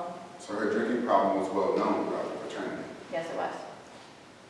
Christina, when did you first meet Milan Jackson? I first met Milan and her friend Pat at a rush week get-together that we had at the beginning of the school year. And can you state whether or not Milan was interested in becoming a Phi Gamma? Yes, very much so. I could tell immediately she was interested in our fraternity. She was constantly asking me questions about the fraternity and what would be expected of her as a pledge, and I was kind of surprised at her confidence, just knowing, because this was the very first part of Rush Week. Nothing had even started yet. Did Milan and Pat seem very close? Yes, she said that they had been friends since grade school. What did Milan express to you about her and Pat in regards to them pledging together? She said that they had dreamed about becoming Gammas together, but she did tell me that she would not give up on her dream of becoming a Gamma for Pat. Christina, could you explain how to the court how the pledges are picked for the organization of Phi Gamma? They are picked through a voting process, and as the president, I don't vote. Upon being chosen as a pledge, did you notice any change in Milan's behavior? I didn't notice any changes, but I only saw her initial behaviors become more apparent. Could you remind the court once more of those initial behaviors? Very confident and very sure of herself becoming a Gamma. And how did her attitude affect you personally? At first, I felt a little offended by her attitude, but it was never to make anything to make me dislike her. I knew that something serious had to be going on in her life to make her behave that way. Could you please tell the court about Phi Gamma's stance on hazing? Columbus University has an absolute zero tolerance policy for hazing. Everyone is made known of all of these consequences, and we just had gotten an email from Dean Thomas that laid out these consequences and what would happen if something had happened, if there was any hazing policy. So fraternities and sororities are warned regarding the consequences of hazing during the pledging process? Yes, all of the fraternities and sororities are forewarned before anything starts. And could you tell the jury once more what Hell Week is? Hell Week is the last week of pledges, and this is when the fraternity plays a few harmless pranks here and there on the pledges. What is this week typically like for the organization of Phi Gamma? Through Phi Gamma, we usually play a few harmless pranks here and there, but it's never anything to damage their physical or emotional well-being. And even if I wanted to haze, I would never do it. The consequences are way too severe, and we knew that from the beginning. So what aspects of the organization do you stress to the pledges? We tell them from the beginning that they must know a detailed history of Phi Gamma at the beginning of their pledge time. And what are some of the activities that you all have had the pledges do in the past? We've had them scrub the bathroom with their toothbrushes or eat things sprinkled with hot pepper and other harmless things of that nature. But these kids are responsible adults now, and we never force them to do anything that they don't want to do, and they always have the option to say no. So could you tell the court about what happened to Pat during Gamma's Hell Week? One night we were all hanging out, and Pat had forgotten her inhaler. Pat was sitting there, and no one noticed her until after she had passed out. We immediately rushed her to the hospital. It was terrifying. And did Pat tell anyone that she needed medical assistance prior to passing out? No, she did not. Did anyone in the organization visit Pat in the hospital following this accident? I did, along with a few other Gammas. And to your knowledge, Christina, when did Pat begin making claims of hazing toward the organization? She didn't start accusing us of hazing until she was denied her cross into Gamma. And by your claims, Christina, how does that make you feel?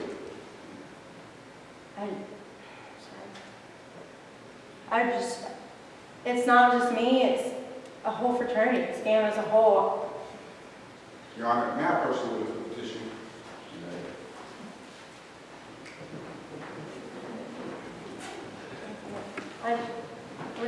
I just don't understand why she's making these lies against us. We have been through a lot since the death of Milan. Christina, could you describe Milan's behavior on the night of her death?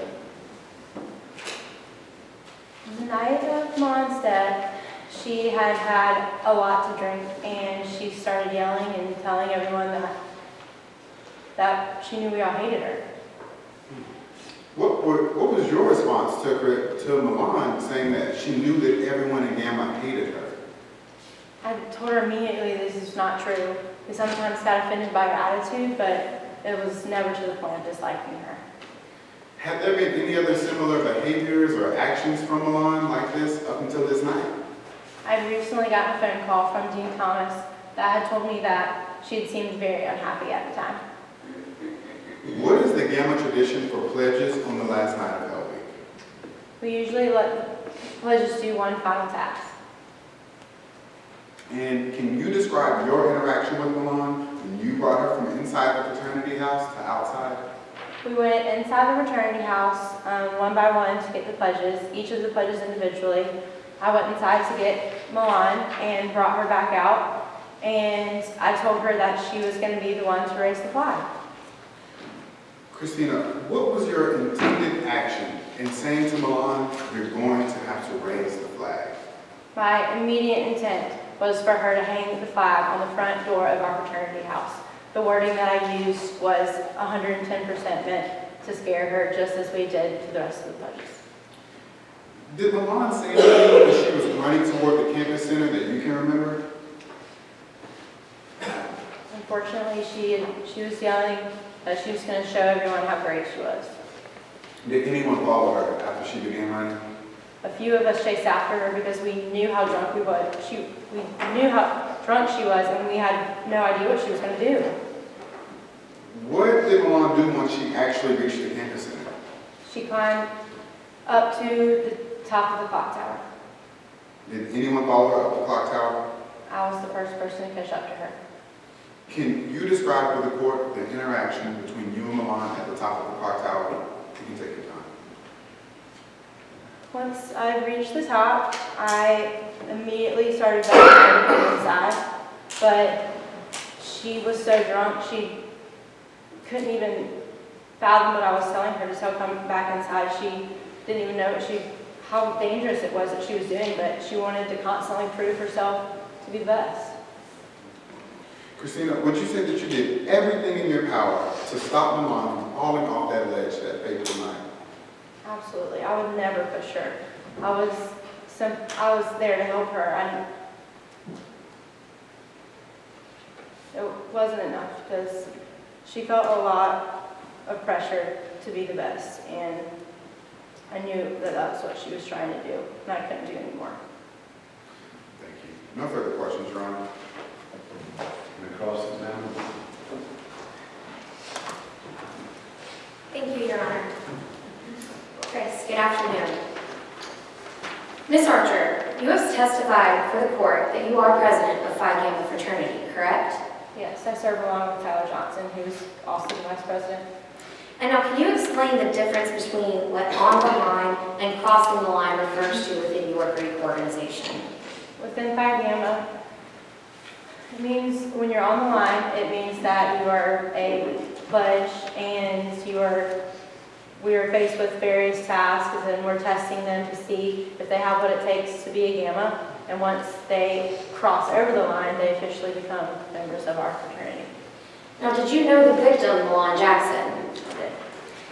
And what can you describe your relationship with Milan as?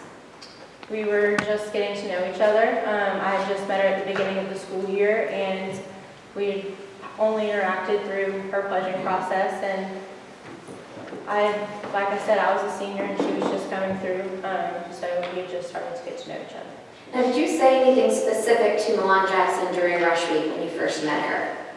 I told her at the Rush Party that I saw strong leadership potential in her, and she immediately said that she wanted to be the leader of the new Gammas. And I told her that the campus administration would highlight us and they would raise our flag on top of the clock tower if we had shown true potential and outshone other sororities and fraternities. So, Ms. Archer, did you or did you not tell Milan Jackson during Rush Week that she should hang the Gamma flag from the top of the clock tower?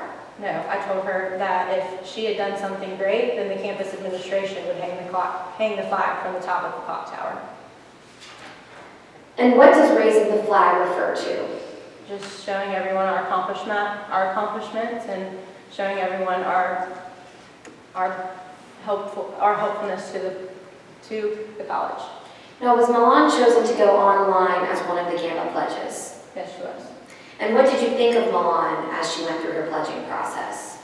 I thought she had very great leadership qualities, and she was always nice to the officers, but I did see a few times where she showed some overconfidence to the rest of the fraternity, but I was by no means offended by that because we looked for confidence in our new Gammas, and she showed that nicely.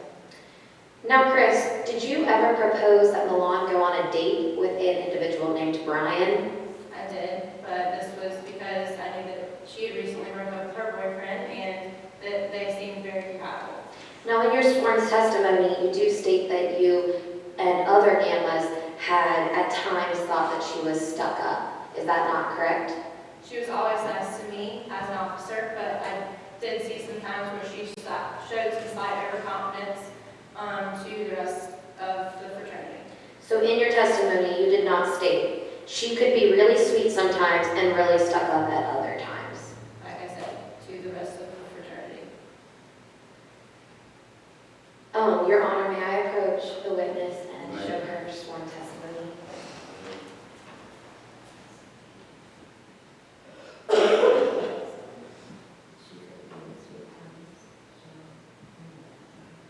She could be really, yes, she could be really sweet at times and really stuck up at other times. Thank you. Now, Chris, you have just stated that Milan could be stuck up, and as previously mentioned, you used an example of her turning down a date as reasoning behind that. Do you believe that just because a girl turns a boy down, that it concludes her as being stuck up? Absolutely not. So do you believe that she could have just not been interested in Brian? Absolutely. So were there any other behaviors that you saw or specific incidents that made Milan stuck up in your opinion? Just her slight overconfidence immediately when I first met her. She was telling me all the things that she was going to do as a pledge, and we hadn't even invited her to be a pledge. Now, Chris, can you explain what Hell Week is for the jury? Hell Week is the last week of the pledging process. And who plans Hell Week? Myself along with Tyler Johnson. She plans, as well as me, we plan all of the pledging activities together. Now, Chris, what are the pledges responsible for doing during Hell Week? They're responsible for taking any of the pranks and just completing the tasks as we give them to them. So what are some of these tasks that they must complete? They must give us a detailed history of the fraternity and other pranks, just as Tyler said earlier. She is the one that said about the eggshells. So did you have to do these same tasks as a member of Gamma Fraternity when you were online? Yes. So you, Chris Archer, also had to know the detailed history of Gamma Fraternity and Columbus University. At one point or another, but like I said, that was 4 years ago. I am a senior now. Going back to the testimony of the historian, can you please state what raising the flag meant historically to both Gamma Fraternity and Columbus University? That this meant that we had done something great that they wanted to highlight our fraternity by. So the historian did not say that historically fraternities used this as a hazing event to go up to the top of the clock tower. Don't answer the question, please. So the historian did not state in the sworn testimony given before. I sustain the objection. Chris Archer, does raising the flag by the fraternity against, or as from the fraternity versus the university have any difference to you? Absolutely. That happened as a hazing ritual over 30 years ago, and that was their legacy, and I was trying to create a different legacy by putting the flag in front of our fraternity house. And Milan Jackson would have known this history being a pledge in your fraternity. Absolutely. Now, Chris, Pat Smith, the victim's friend, has testified that Gammas pressured them to drink. Is that true? They are responsible adults and can always say no if they feel they need to. They need to take responsibility for their actions. How did your underage freshman receive alcohol? As me, as a freshman, Well, your pledge is under your leadership as president. that is their own responsibility. Those are their own actions, and they can respond how they please. As president, do you not take on the responsibility for any criminal activity that takes place within the fraternity? At the time, we said, And Chris, what took place the night Pat Smith, one of your pledges, ended up in the hospital? she forgot her inhaler as we were all hanging out. We noticed after she had already passed out, and we rushed her immediately to the hospital. Pat testified that she was beaten with a paddle after being stripped to her underwear, and when asked to receive her inhaler, she was denied access to her medication. Is that not true? That is, I have not testified to that. And you did state, though, in your testimony that Pat was quietly sitting in the corner during a quiet night of hanging out. It was a quiet night, so yes, she was probably sitting quietly. Was this the week of Hell Week? No. So it was not the Monday of Hell Week that Pat Smith was hospitalized. Yes, it was. Now, Chris, have you ever had an asthma attack?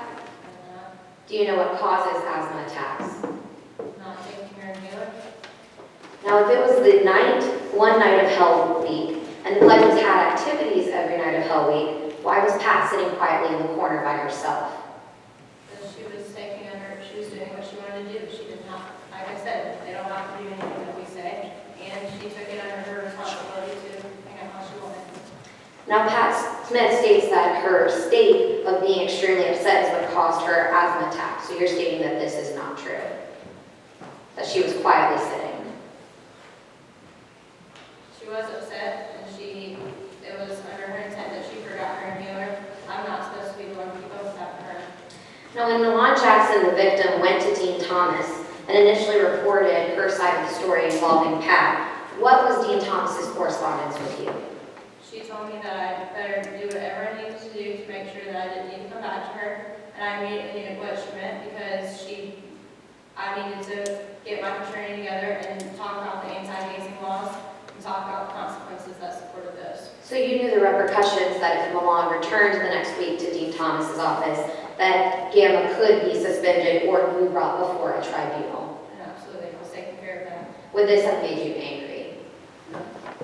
So it would not have angered you at the thought of being brought before a tribunal in your peers? Ask and answer. I will leave it. And when was this correspondence shared with you from the dean? Time's up.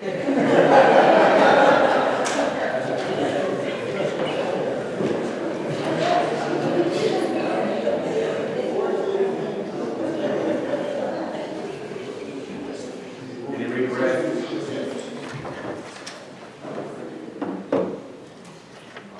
Action done.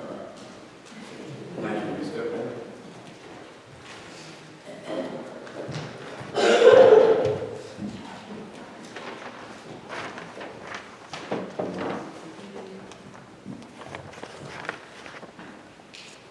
Anything further from Ms. Dennis?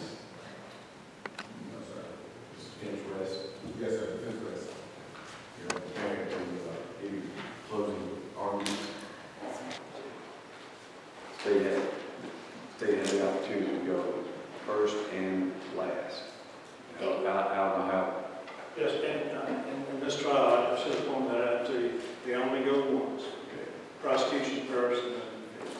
Okay. All right, you may proceed. Thank you, Your Honor. Ladies and gentlemen of the jury, what is a freshman in college? They're the youngest members, just beginning their lives away from home. They moved away from that home and the family that they lived with their entire lives. They're in a new place with new people. They're scared and nervous about what lies ahead. They're anxious, but possibly they take that confident step to put themselves out there, to join an organization, perhaps a fraternity. They know which one they want. It's the one their role model was a member of. It's the one they've only ever dreamed of becoming part of. It's the prize of the Greek system. They meet the members, they're flattered, they're impressed with their achievements and their warm words. They begin to think of them as friends. When they are chosen to pledge, they are ecstatic. I mean, who wouldn't be? This is their dream, right? But then they begin pledging. They are pressured to have sex, slandered for their morals, whipped with wooden paddles, and watched as close friends are hospitalized. How could they still want this fraternity? But isn't it all worth it? Getting to the end, there's only 1 week left, 1 night left, standing between you and your dream. They only have 1 more night, 1 more challenge that separates them from membership. They can do this. They just have to do 1 last activity, and then the hell night ends. The hell week ends. The hell they've been living in ends. It is at that moment that a senior, the president, supposedly the most responsible, the most powerful member of that fraternity selects them to do that one specific activity. Would they do it?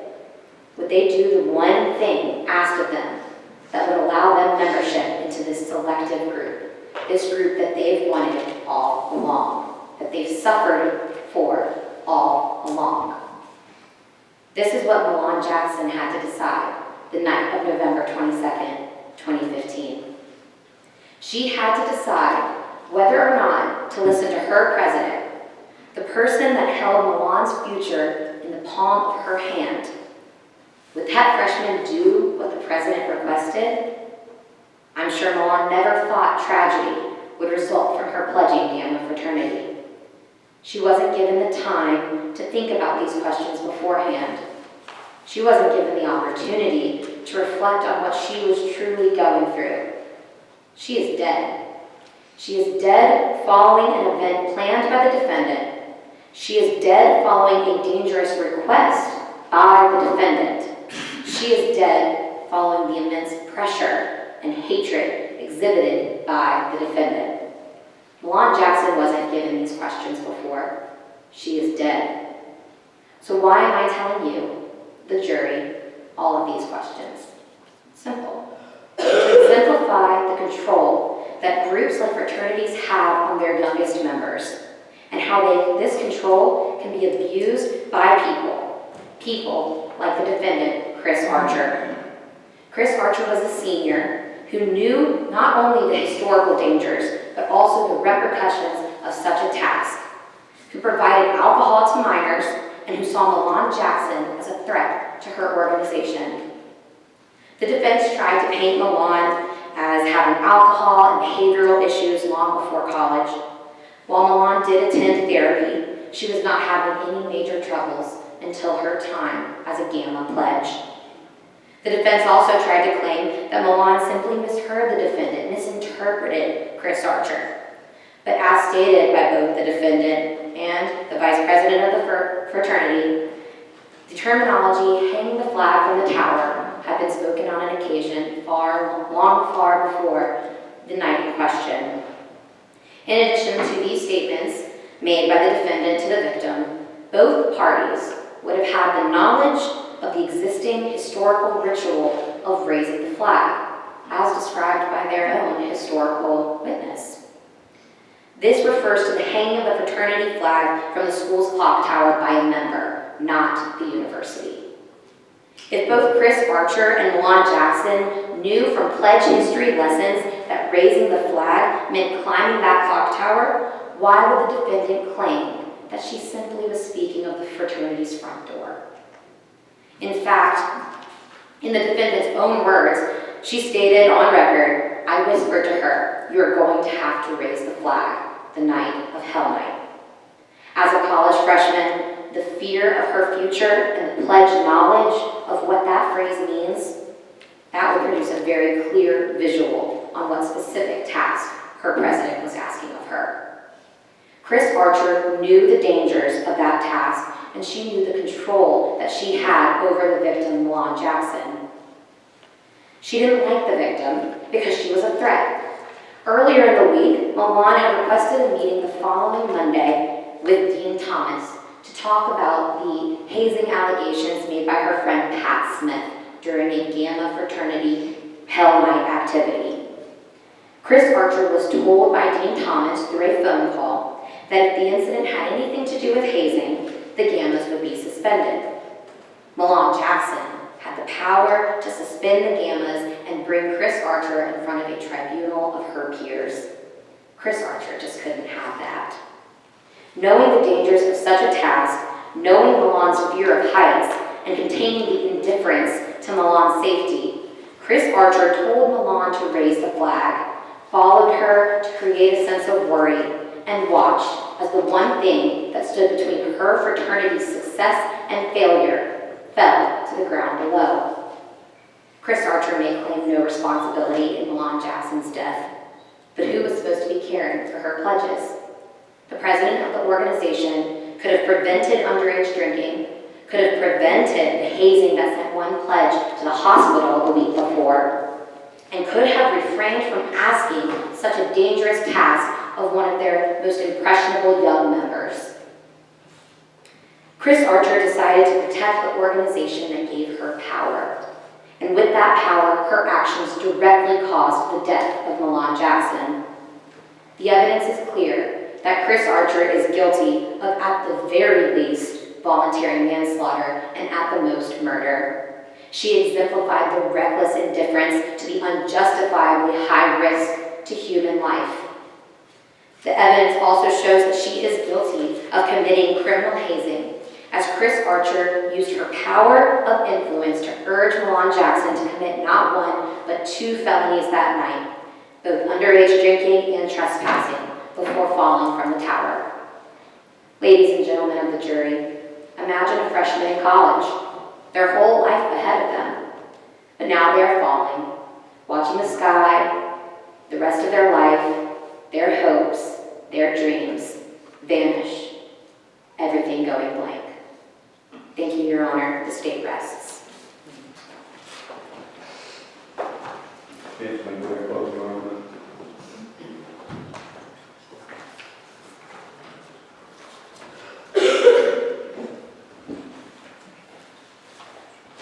Your Honor, ladies and gentlemen of the jury, thank you for taking the time to sit in court today and listen to the facts of this case and each of the witnesses on the stand. I understand that it has been a long day, and I appreciate your attention for just a few more minutes as we come to a close. Today, my client, Christina Archer, has been charged with first-degree murder in the death of Milan Jackson. The Honorable Judge Huntley has charged you with the instruction to only charge my client if you are convinced beyond a reasonable doubt that she committed a crime. As I hope you have garnered through the questioning and examining of the witnesses today in court, the evidence for murder or manslaughter of any type is simply not there. During the Gamma initiation process, Christina acted only within her presidential duties while planning pledging activities.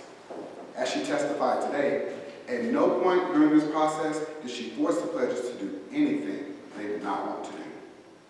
According to the charge for criminal hazing, there would have had to have been a direct influence from a fraternity member that resulted in injury or death.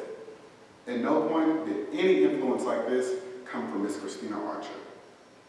Milan came into Columbus University as a bright-eyed and ambitious student, eager to succeed and be the best that she could be. However, this same determination and willingness to do whatever it took also ultimately led to her death on that fateful night on November 22nd, 2015.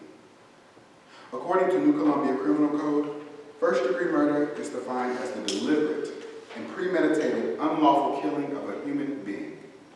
This means that Christina would have had to clearly show previous intent and motive to kill Milan prior to her death. At no point was Christina malicious, or did she exhibit ill intent through her interactions with Milan.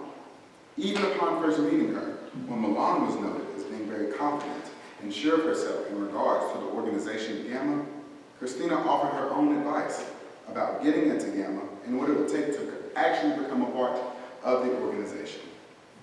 As available as Christina made herself to Milan, this did not prevent Milan from pushing her and other members of Gamma away. Milan at one point even claimed that she knew they all hated her. Per her presidential duties, Christina facilitated the pledging process, along with Ms. Tyler Johnson. In traditional Gamma fashion, this included pranks and activities for the pledges to complete before becoming full-fledged members of Phi Gamma. As denoted by Christina herself, her and none of the other officers would ever do anything to endanger the physical or emotional well-being of the pledges. First and foremost, this would violate campus anti-hazing rules and the anti-hazing law that is in place within the New Columbia Criminal Code. But also, hazing doesn't align with the principles of Gamma or its president. As stated by Dean Jesse Thomas and heard earlier today, Christina has devoted numerous hours to anti-hazing efforts on campus through the organizing of anti-hazing rallies and the public denouncing of hazing at school Greek-wide meetings as well. In lieu of these positive attributes of Christina's character, the claims that have been made against her today in this courtroom are completely misguided. However, throughout the many personal attacks attacks made, there has been an underlying current, which are the motives against Christina. In the case of Pat Smith, we see a student following in the shadow of the effervescent Milan Jackson, constantly attempting to prove herself to Milan and to others. Pat would do whatever it took to become a Gamma and follow in the footsteps of her dear friend Milan and her parents, no matter how detrimental to her own health. Regarding the night of her hospitalization, Pat gave conflicting stories to Dean Jesse Thomas and the police regarding what actually happened. How are we supposed to determine the actual occurrence of events if Pat cannot even give an accurate portrayal of what happened? As Christina noted earlier within questioning, the Gammas did everything within their power to make sure Pat was given proper medical attention, only after they had discovered the medical emergency themselves, with no prior warning of any kind from Pat. As later discovered, the incident was a direct result of Pat forgetting her own inhaler. I believe it is important to note that the inaccuracies and changes in her story occurred only after Pat did not become a member of Gamma. Upon talking to the police, there wasn't the slightest mention of the allegations that she later brought up against Christina and the rest of the Gamma officers to Dean Thomas. As noted by the emotional testimony of Christina earlier, why add this type of fuel to the fire? False fuel, might I add, when dealing with the death of Milan, someone who was such a dear friend and cherished individual. Tyler Johnson's motive against Christina is made clear throughout her sworn statement. Tyler failed to become president due to her own personal battle, but this did not keep her from referring to Christina as a backstabber in her sworn testimony. Is it Christina's fault that the organization of Gamma and its members deemed her a more favorable choice for the important position of leading the Gammas? Christina should in no way be held responsible for Tyler's own personal shortcomings.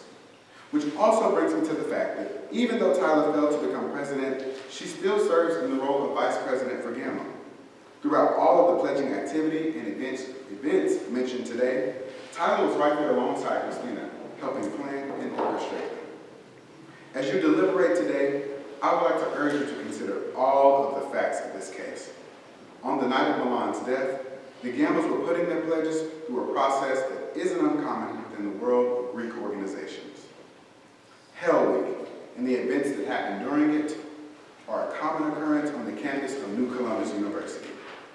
As Christina has testified under oath on that night, she spoke the words, "You are going to have to raise the flag," to Milan with the intent for Milan to put the flag on the door of the fraternity house. No matter how the prosecution may attempt to present it to you, this is exactly what Christina meant. As Christina testified, the hanging of the Gamma flag on the door is something that is always done to pledges. Why would this situation be any different? My client, Christina Archer, is not only innocent of first-degree murder, she is innocent of all charges. Christina was fulfilling her duties as president when assigning the task to Milan that fateful night. For Christina, her intention was clear.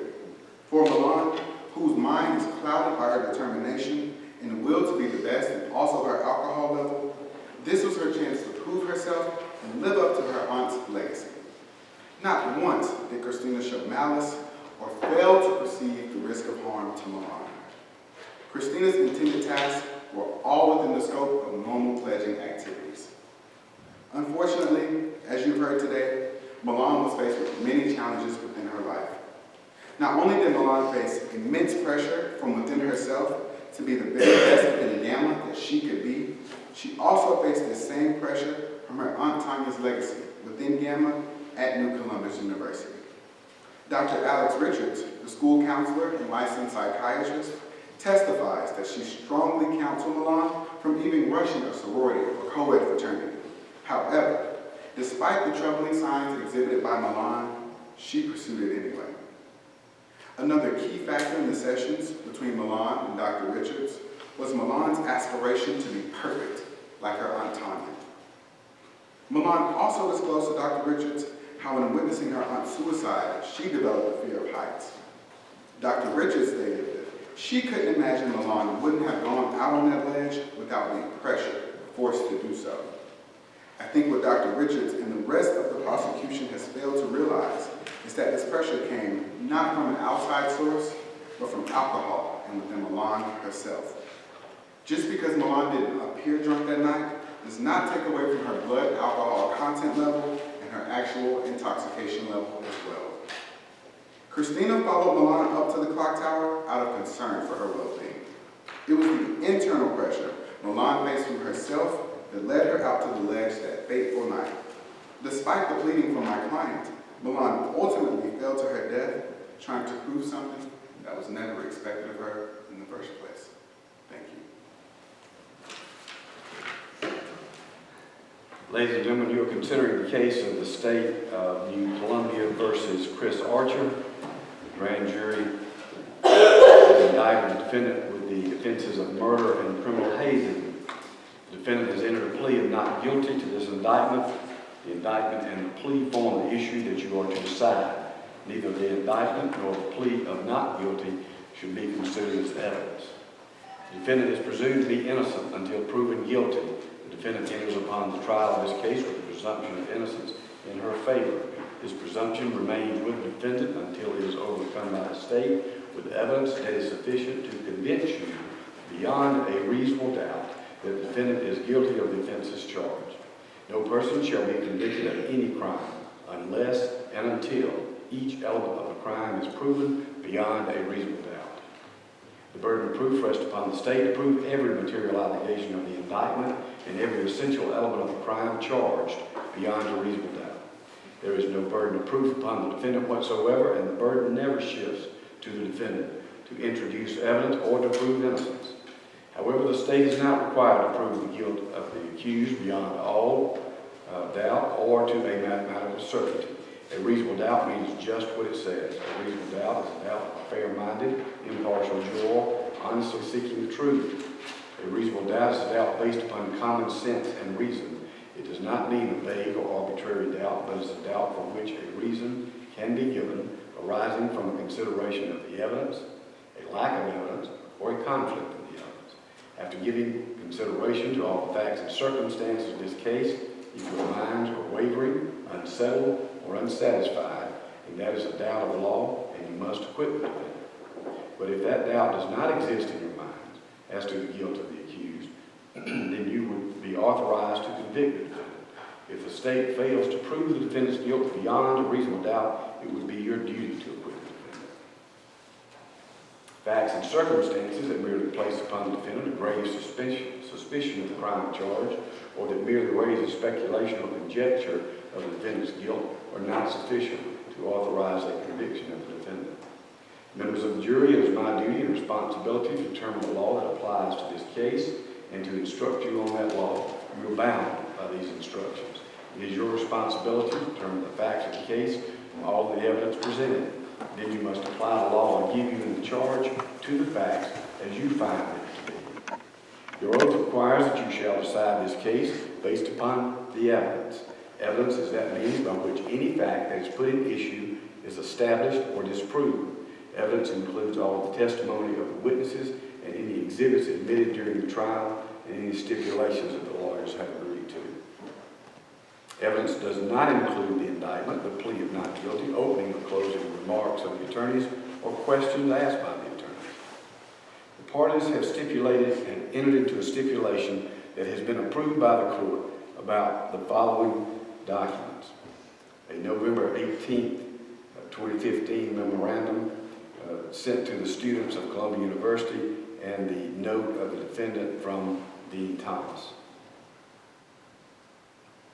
The parties stipulate facts. This is in the nature of evidence. You may take that fact or those facts as a given without the necessity of further proof. However, you are not required to do so.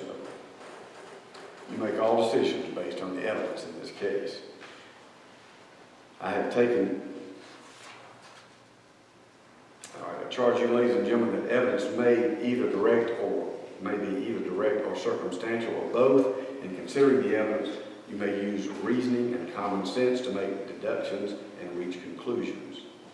You should not be concerned about whether the evidence is direct or circumstantial. Direct evidence is the testimony of a person who asserts that he or she has actual knowledge of a fact, such as an eyewitness. Circumstantial evidence is proof of a set of facts and circumstances that tend to prove or disprove another fact by inference.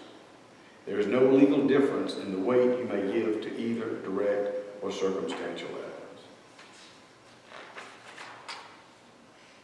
The jury must determine the credibility of the witnesses. In deciding this, you may consider all the facts and circumstances of the case, including the witness's manner of testifying, their means and opportunity of knowing the facts about which they testify, the nature of the facts about which they testify, the probability or improbability of their testimony, their interest or lack of interest in the outcome of the case, and their personal credibility as you observe it. Testimony has been given in this case by certain witnesses who are termed experts. Expert witnesses are those who, because of their training and experience, possess knowledge in a particular field that is not common knowledge or known to the average citizen. The law permits expert witnesses to give their opinions based upon that training and experience. You are not required to accept the testimony of any witnesses, expert or otherwise. Testimony of the expert, like that of all witnesses, is to be given only such weight and credit as you think is properly entitled to receive. When scientific, technical, or other specialized knowledge might be helpful, a person who has special training or experience in that field is allowed to state an opinion about the matter. That does not mean you must accept the witness's opinion. As with any other witness's testimony, you must decide for yourself whether to rely upon the opinion. This defendant is charged with a crime against the laws of this state. The crime is a violation of a statute of this state in which there is a joint operation of an act and intention. Intent is an essential element of any crime and must be proved by the state beyond a reasonable doubt. Intent may be shown in many ways, provided you, the jury, believe that it existed from the proven facts before you. It may be inferred from the proven circumstances or by acts and conduct, or it may be, in your discretion, inferred when it is the natural and necessary consequence of that act. Whether or not you draw such an inference is a matter solely within your discretion.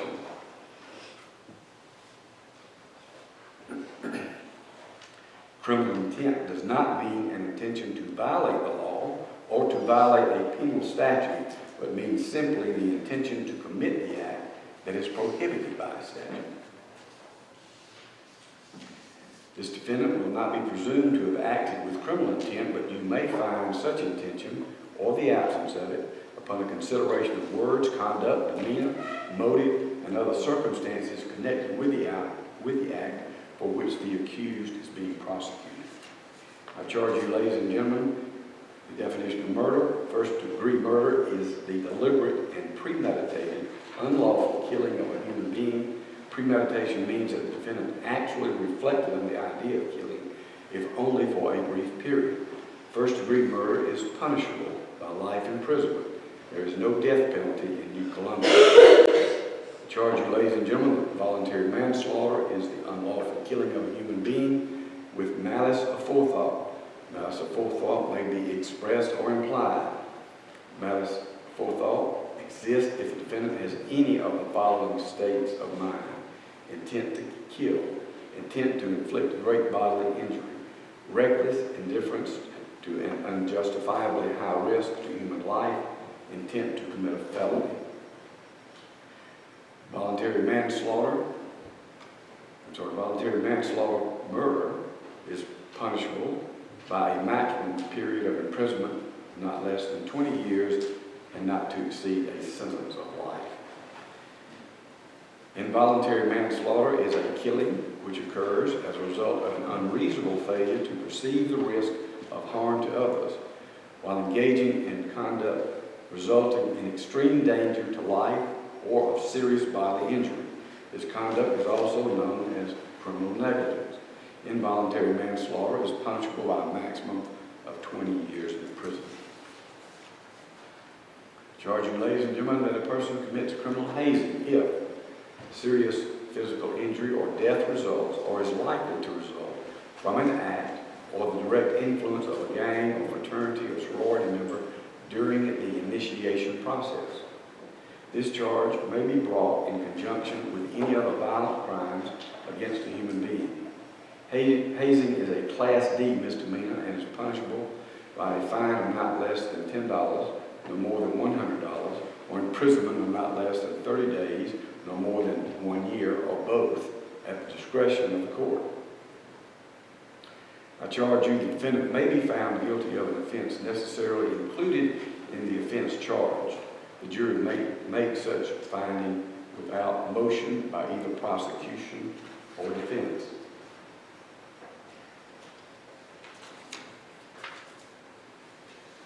The law provides that criminal actions shall be tried in the county in which the crime was committed. Venue, that is, the crime was committed in Wilkes County, is a jurisdictional fact that must be proved by the state beyond a reasonable doubt. Just as any element of the offenses, venue may be proved by direct or circumstantial evidence or both. Ladies and gentlemen, if after considering the testimony and evidence presented to you, together with the charge of the court, you should find and believe beyond a reasonable doubt that the defendant in Wilkes County did on or about November 22nd, 2015, commit the offenses as alleged in the indictment, you would be authorized to find the defendant guilty. In that event, the form of your verdict would be, we, the jury, find the defendant guilty. If you do not believe that the defendant is guilty of any of these charges, or either of these charges, or if you have any reasonable doubt as to the defendant's guilt, then it would be your duty to acquit the defendant. In which event, the form of your verdict would be, we, the jury, find the defendant not guilty. Ladies and gentlemen, by no ruling or comment that the court has made during the progress of the trial, has the court intended to express any opinion upon the facts of this case, upon the credibility of the witnesses, upon the evidence, or upon the guilt or innocence of the defendant. Your verdict should be a true verdict, based upon your opinion of the evidence according to the laws given you in this charge. You are not to show favor or sympathy to one party or the other. It is your duty to consider the facts objectively without favor, affection, or sympathy for either party. You are only concerned with the guilt or innocence of the defendant. You are not to concern yourselves with punishment.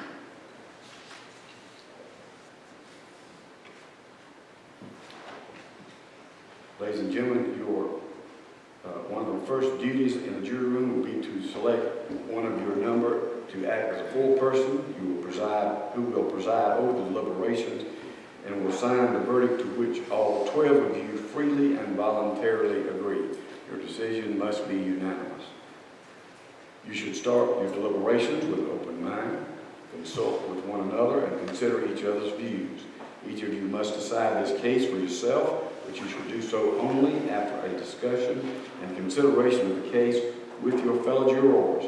Do not hesitate to change an opinion if you are convinced that it is wrong. However, you should never surrender an honest opinion in order to be congenial or to reach a verdict solely because of the opinion of the other jurors. Whatever your verdict is, it must be unanimous, that is, agreed to by all. The verdict must be in writing and signed by one of your members as full person, dated, and returned to be published in open court. Ladies and gentlemen, I have prepared a verdict form that says State of Georgia versus Chris Archer. We, the jury, find the defendant as to count one. There's a blank that says a murder or blank of involuntary manslaughter or blank of voluntary manslaughter. You will simply insert guilty or not guilty as to one of those three. Then as to count two, there's a blank that you will be finding the defendant either guilty or not guilty of criminal hazing. It would need to be signed and dated by the full person that you select, and that should be your first duty as you enter into the jury room. At this time, I'm going to ask you to retire to the jury room. Do not begin deliberations until we send the evidence to you in just a moment. Guilty as to count one, murder. or of voluntary manslaughter, or of involuntary manslaughter, as to count 2 of criminal haste. And then, of course, if you find the defendant not guilty of anything, you write that down at the bottom. The four person will do that. Here are the 2 exhibits that were introduced into evidence. Those sworn statements cannot be evidence. They were just using those for purposes of future. Okay? If you have any questions during your deliberations with the judge, just knock loudly on that door, and somebody will come, me or somebody will come and let you pose a question to the judge. If you have any questions for the judge. Does that do it, you think? Okay, here's our ladies right here. I'm going to thank y'all for serving. I really praying for the cookie too.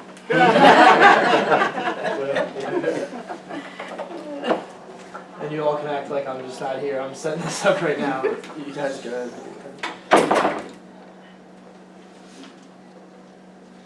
Everybody else start. All right, who wants to be the 4th person? Person that asked question, you're right there. Right there. I have a bunch of questions.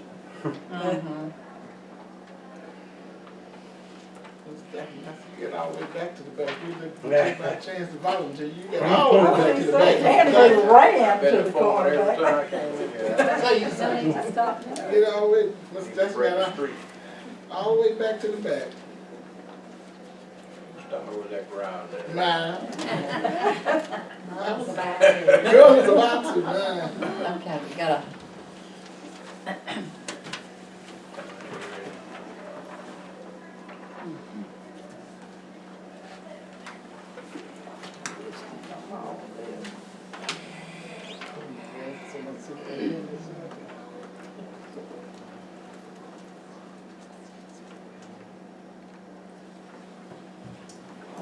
I thought that was interesting when they asked one of the witnesses their opinion of the blood alcohol thing. I thought, well, they're not an expert. What was that gonna matter?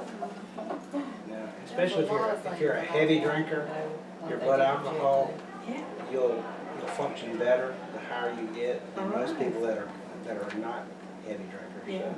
So in other words, if you don't drink alcohol, If I you'll drink get drunk at a .3, 0.3, whereas a person who drinks alcohol can drink 2 points and not get as drunk. I can drink 1 shot of tequila and I'm out. Yeah. Forget it. I She believe had that. 2 or 3 that was witnessed, but how much did she have before? So, and her .1 would be, And the comment, frequent drinker. heavy drinker they use. Frequent, heavy drinker, both at one time, frequent, one time, heavy. I wasn't real impressed with the dean, her little. Well, she didn't follow up on a police report. Well, she's just, I see no evil. I'm just She's- gonna pay She attention turned to her, your. she turned her eye, Yeah. Her job is Yeah. Keep the money coming in. And they brought in how and many we certainly millions? didn't want anybody to 15 find out million. bad. She did not follow up on the hazing. That was, incident, she didn't follow up on that either. And not keeping records of allegations. Right. That was another thing. And now, this girl, her asthma attack happened, Pat's asthma attack happened the first part of Hell Week. She went to the hospital. When did she know she wasn't gonna be able to cross the line? I thought they didn't find out till the end of Hell Week, when this girl would have died. So how would she have known? Why would she have We don't know reported how it long she was before? there in the hospital. They never Yeah, said that. yeah, we don't know how long she reported. And I can tell you, an asthmatic, they're gonna have their inhaler. Yeah. If they're truly, An if they have asthmatic. to stick it in their underwear, they're gonna have, or in their bra, they're But gonna have the fact that she couldn't get to it must have meant that they stripped her of it. a possibility, yeah. I mean, that sounds like we're not supposed to draw conclusions, is that correct? Is that when they took her clothes off? That when they took her Well, clothes Inside off, the that's house, right. they That's came out with she their said, Well, they but alleged- nobody else She was said the only one that that. said that. Nobody else said that she took All her. of this is he said, she said. They Yeah. said, Yeah, because You nobody know. else said anything about stripping. only her, Only her. only her. And I wonder, one of what she stated was because she did not cross. Right. Yeah, and I didn't think they crossed the line until the end of Hell Week, Yeah. so that would have been when Milan died. So how did she not, why did she report it early? And why did Milan come to the dean And say what before they the did end of wrong. Hell Week to say, hey, I got some news to tell you, but I'm gonna wait till I cross the line first, then I'll tell you. So, sounds like Milan kind of set it up there with me. Well, Milan never, she didn't die before all this happened to her friend. Right, yeah. So why didn't she As go far as and we say, know, back up her friend saying, well, you know, she, look what they did to her. She didn't do that.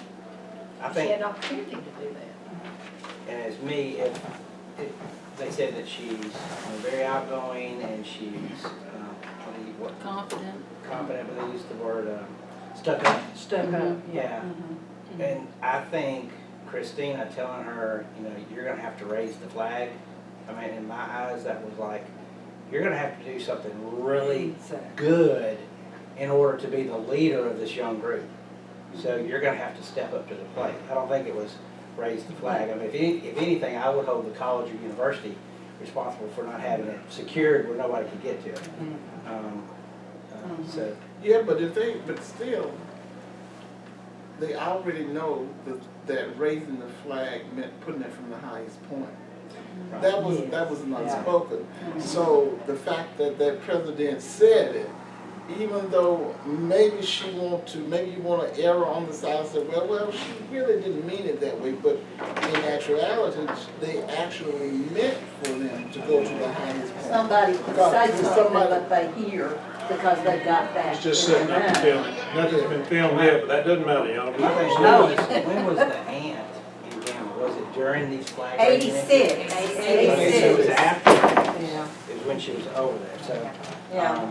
So that was Well, they're right trying to after make that. it feel like the child who came off of that tower from putting that flag up was mimicking what her aunt had done. And I don't think that's I don't think necessarily. so. I don't think that one thing had to do with the other. Because you know, the psychiatrist, they had her there testifying, but I don't think that had to do with it. And did they say, I didn't hear this, I thought it was a mysterious death of Richard Doe. Did they say how he died? No, They said it was a mysterious death. They didn't say how he died. So, yeah. They didn't give any clue about what was going on with Richard Doe. But they alluded, the illusion is that something was going on with this sorority. She fell. So Yeah. something is happening with the sorority that nobody paid You any were attention. That's right. Or they didn't pay any attention to. Yeah, honestly, I hold the school officials more responsible I do for too. this than any, because it had been, maybe not for the last 5 years, but she had been there, the dean, 28 years. Yeah.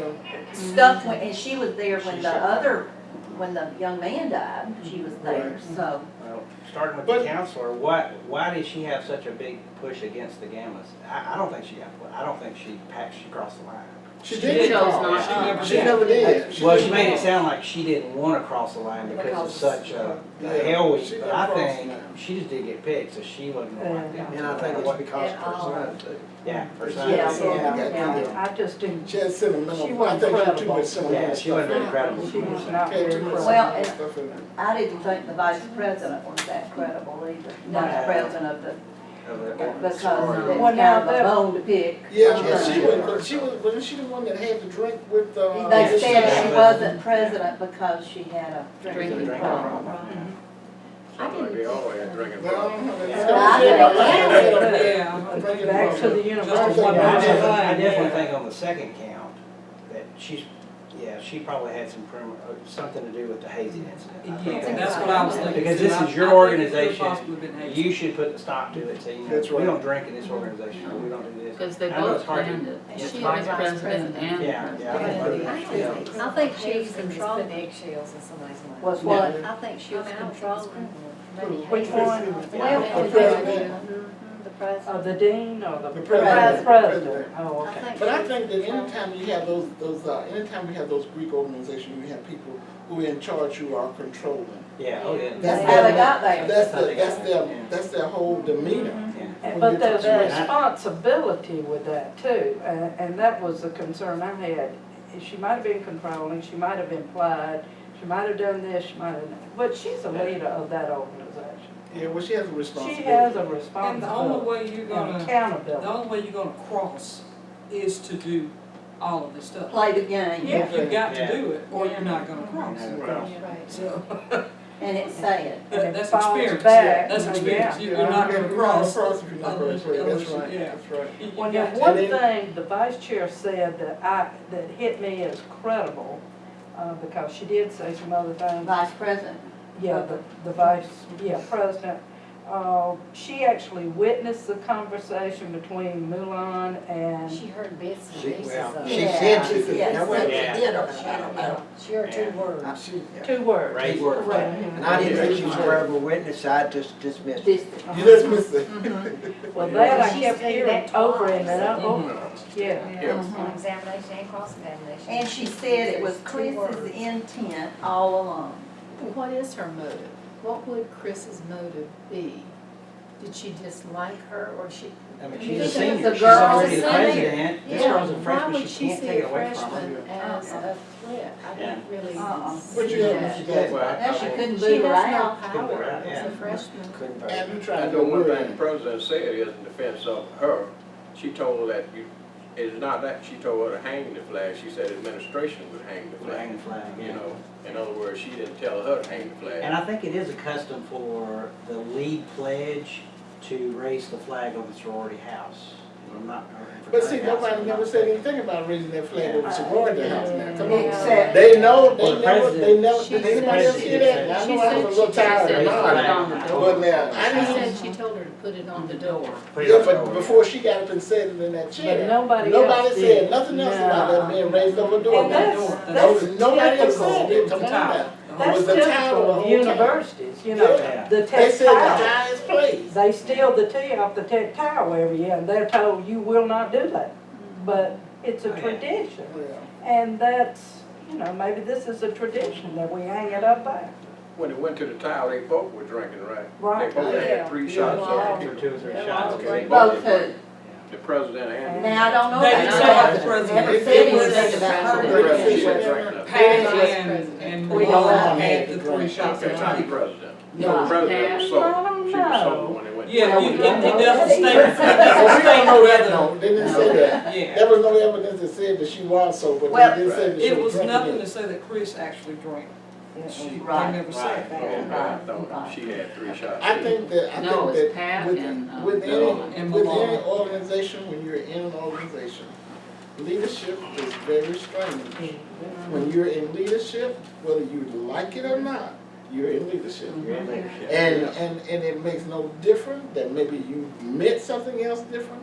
If you didn't do something else different, you are ultimately the responsible party.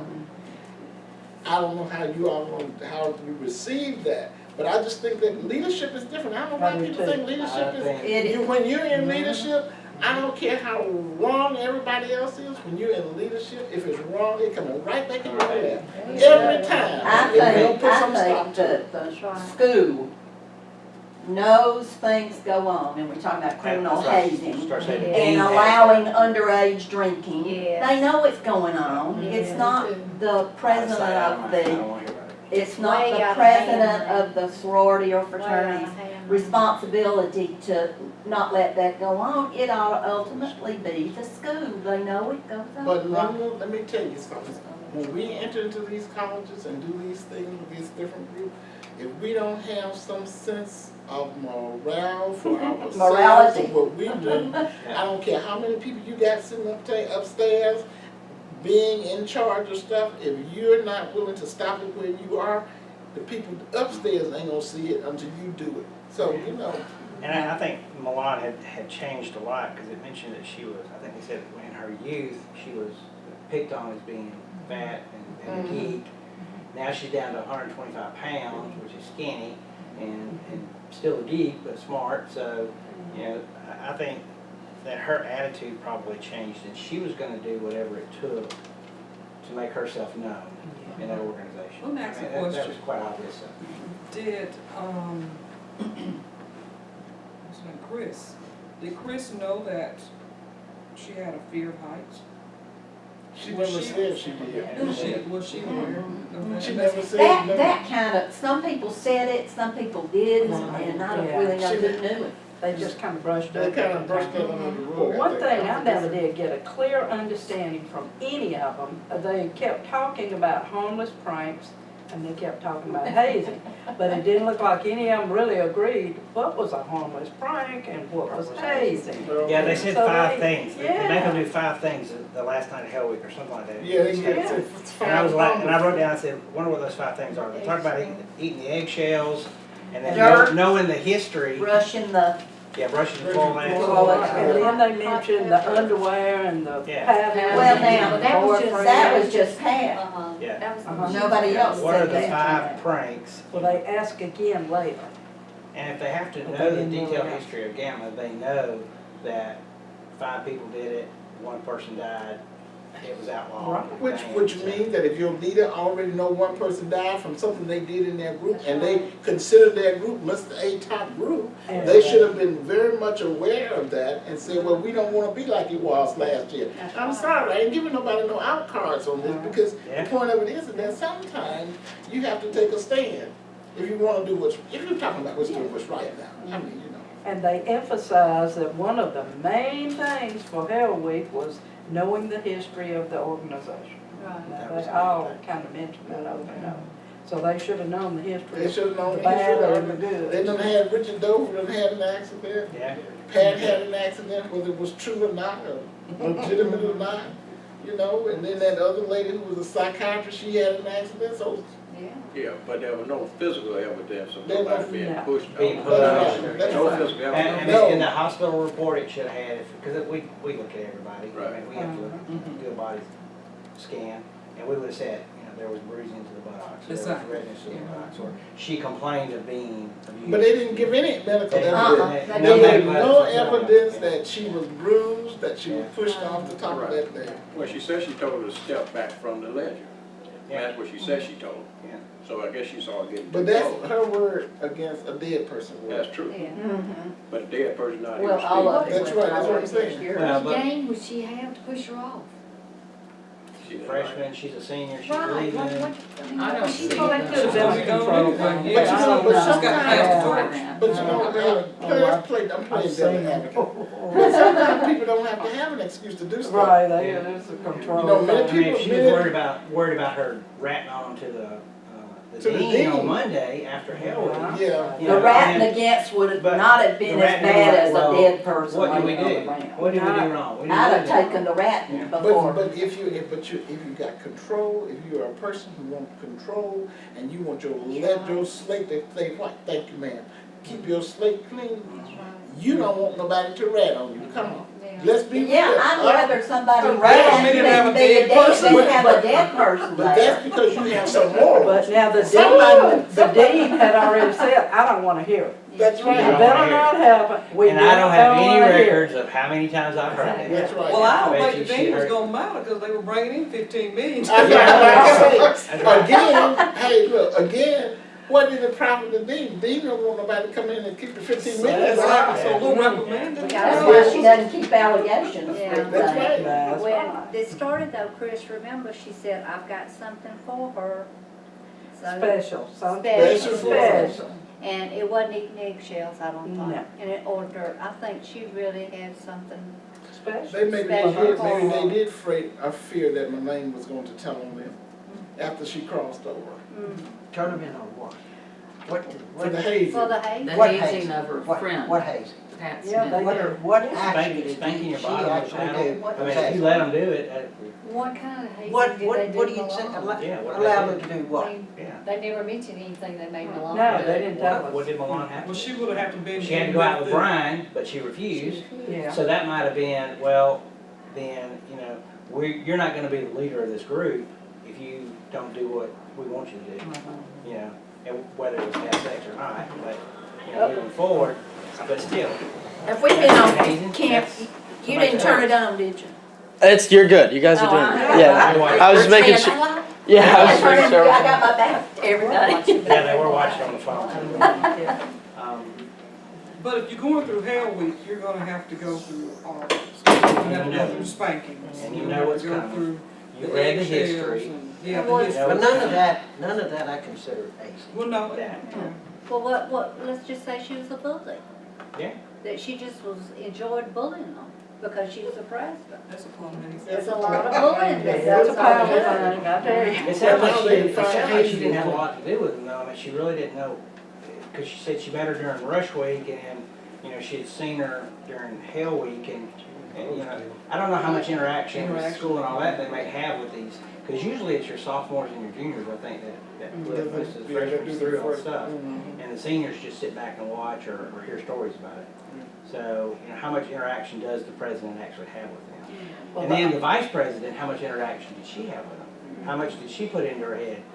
Well, you know, Christina says that you're really going to have to do something special if you're going to be in this group, because when they're sitting back drinking. But that's what she said. Yeah.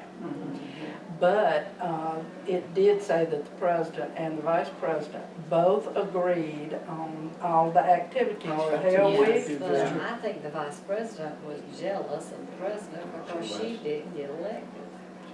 I don't know. I didn't. But did she sell her story? Yeah, She sold her story to the office. I did. She's already made her. She's already made I didn't She's already get made a much profit from off her And testimony that was at the all. friend that sold the story. Yeah. The vice But I don't think, Yeah. unfortunately, I just don't think she had no. used to be friends. I don't think she had a, Right, it was a competition, yeah. she didn't have a horse in this race, the girl that was testifying about that. Okay. Stay focused now, only one person we discussing, the other people doesn't matter. Other people don't matter. That's right. But it's whether we consider them credible or not. Right, right.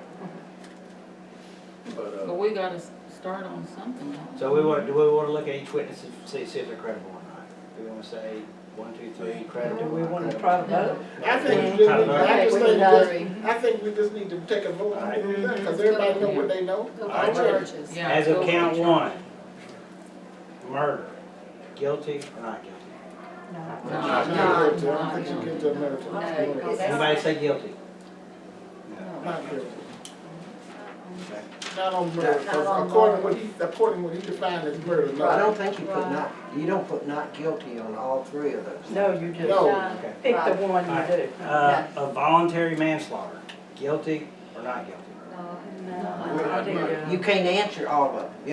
You're only supposed to answer one.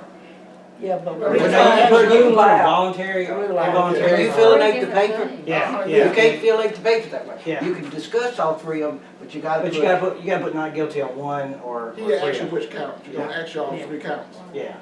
no, you just leave What's some the of We it found blank. that, we on, as of count 1, we find the victim guilty of either murder, Defendant. voluntary manslaughter, or involuntary manslaughter, or not guilty Not guilty. of all three. What's the difference between involuntary and voluntary? He read them off to us. Malice aforethought Yeah, I also- Murder. Yeah. You planned it.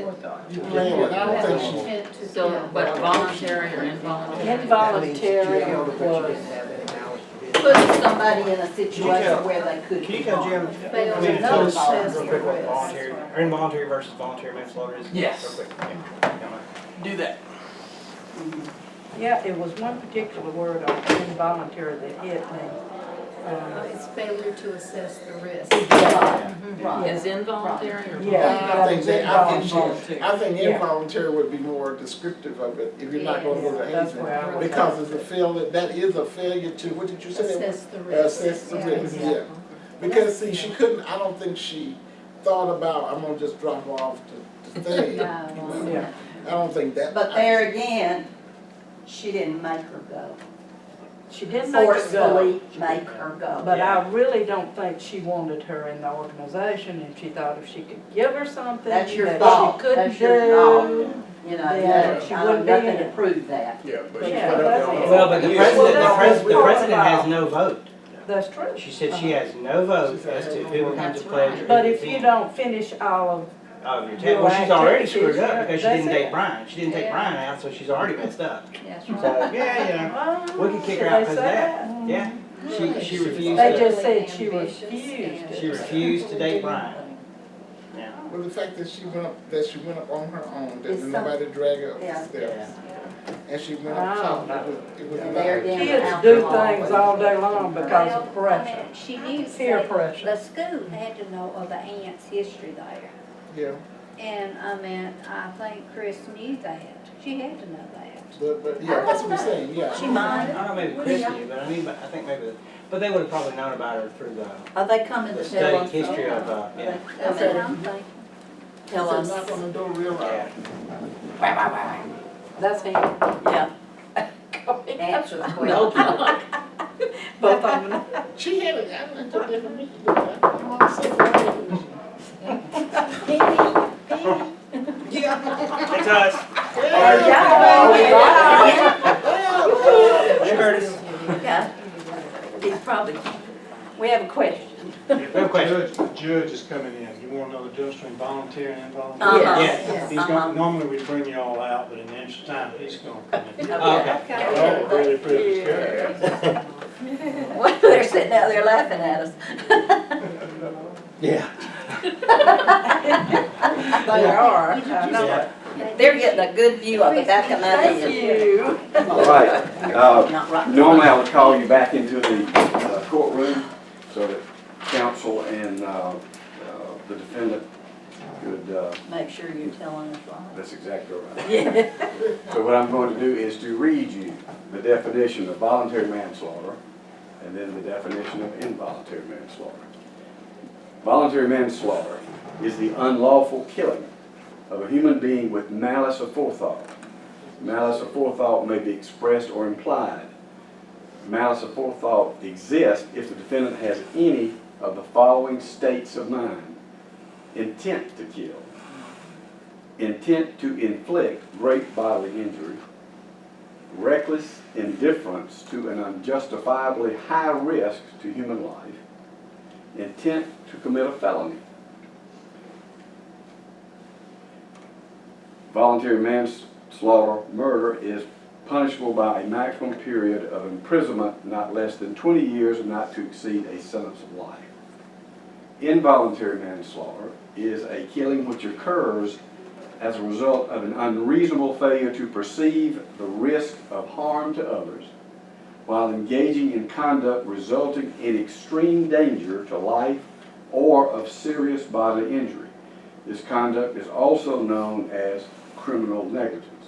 Involuntary manslaughter is punishable by a maximum of 20 years imprisonment. Judge, let me point something out too. The way it says voluntary manslaughter murder is punishable, that is a typo, I'm sure. Okay. Yeah, this is Voluntary manslaughter. Yep. This came to us from Georgetown University. Georgetown They get it University. right. And I was- No, Georgetown is seeing no bad information. So, voluntary manslaughter is punishable by a maximum of not less than 20 years and not to exceed it. And so that involuntary manslaughter is not something you pre-think. Correct. It's criminal negligence. It's criminal Criminal negligence. That's what they say, okay. Thank you very much. It occurs as a result of an unreasonable failure to perceive the risk Yes. of harm So to others. you didn't have no intention, you don't know what the outcome of it would be. It's like turning a blind Turning a eye. blind Basically, I couldn't answer those questions for you, so I'm not. Okay, all right, okay. Thank you. Go. I tried to get as much as I could, milk it as far as we can. I was seeing it worse in Wilkes County and in the team circuit here, where the judge came to the jury. Thank you. All right. We special. So as of count one, of murder, not guilty. Not guilty. We all agree. Of voluntary manslaughter, Not Not guilty. not guilty. Of involuntary manslaughter, not guilty. Not guilty.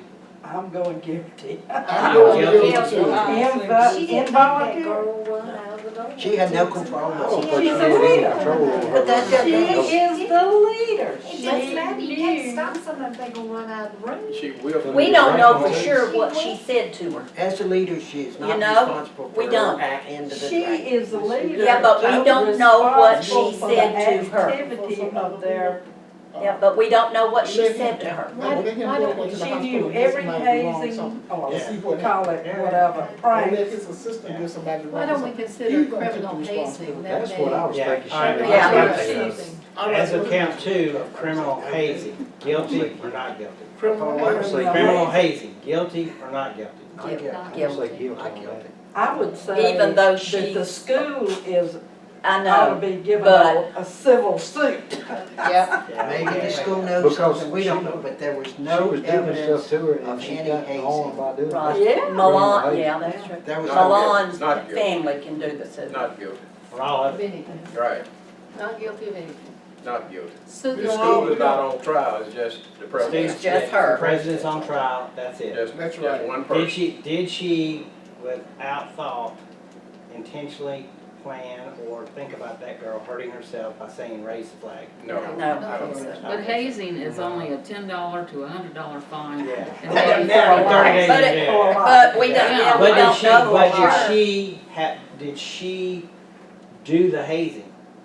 She Certain planned the vice whole. president She planned planned the the activity. Yeah. But who delivered the hazing or who They don't, we did the don't have panel? evidence that she No. did that. And honestly, we don't know, we There's don't no know. hazing in There's those no five hazing. events. We don't know. We don't The know. leader is Nobody responsible proved for it. communicating. Nobody proved it. Intent. Not But it's guilty. not criminal. It's not Not criminal, but guilty. it's hazing. Yeah. Richard, Yeah, not guilty. nobody proved what exactly was done. Okay. Not All guilty. right, so you wanna go home?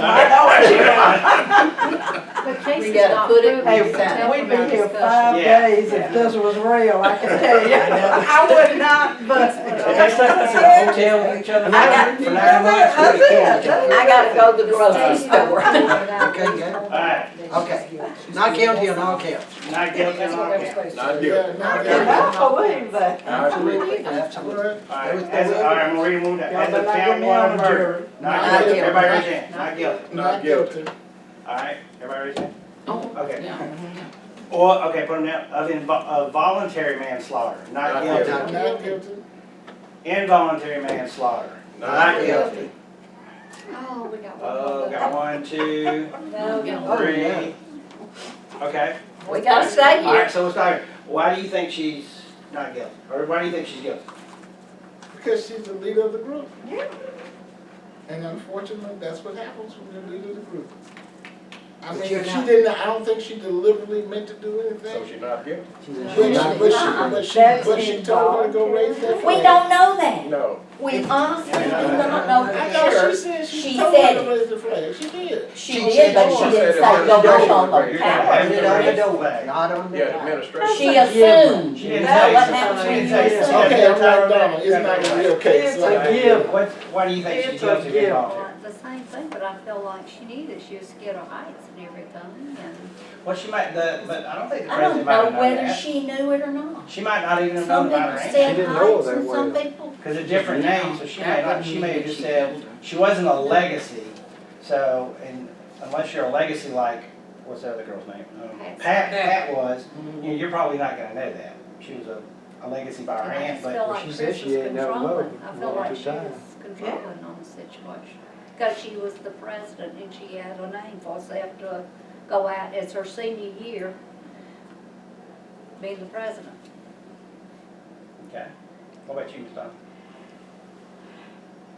Just knowing peer pressure and knowing how young girls, and they said we could take our own personal experience into making our decision. It is just, to me, common knowledge that they would go to that heights to prove to a leader that they had the characteristics, whether the leader liked them or not. And with leadership comes responsibility. It doesn't matter whether you agree with it, there is responsibility. But she's got no responsibility as the president to tell that girl that she has to go to a certain length to become a member. She didn't do that. She might have been, I think you know, she came to implied- college there, her and her friend came with the intent to do whatever it took Exactly. to get I to the top. agree. Because they had I agree. been nobody before they came. Yeah, They 'cause had to Right. prove themselves, and I think from Pat day wanted to one. prove it because of her legacy.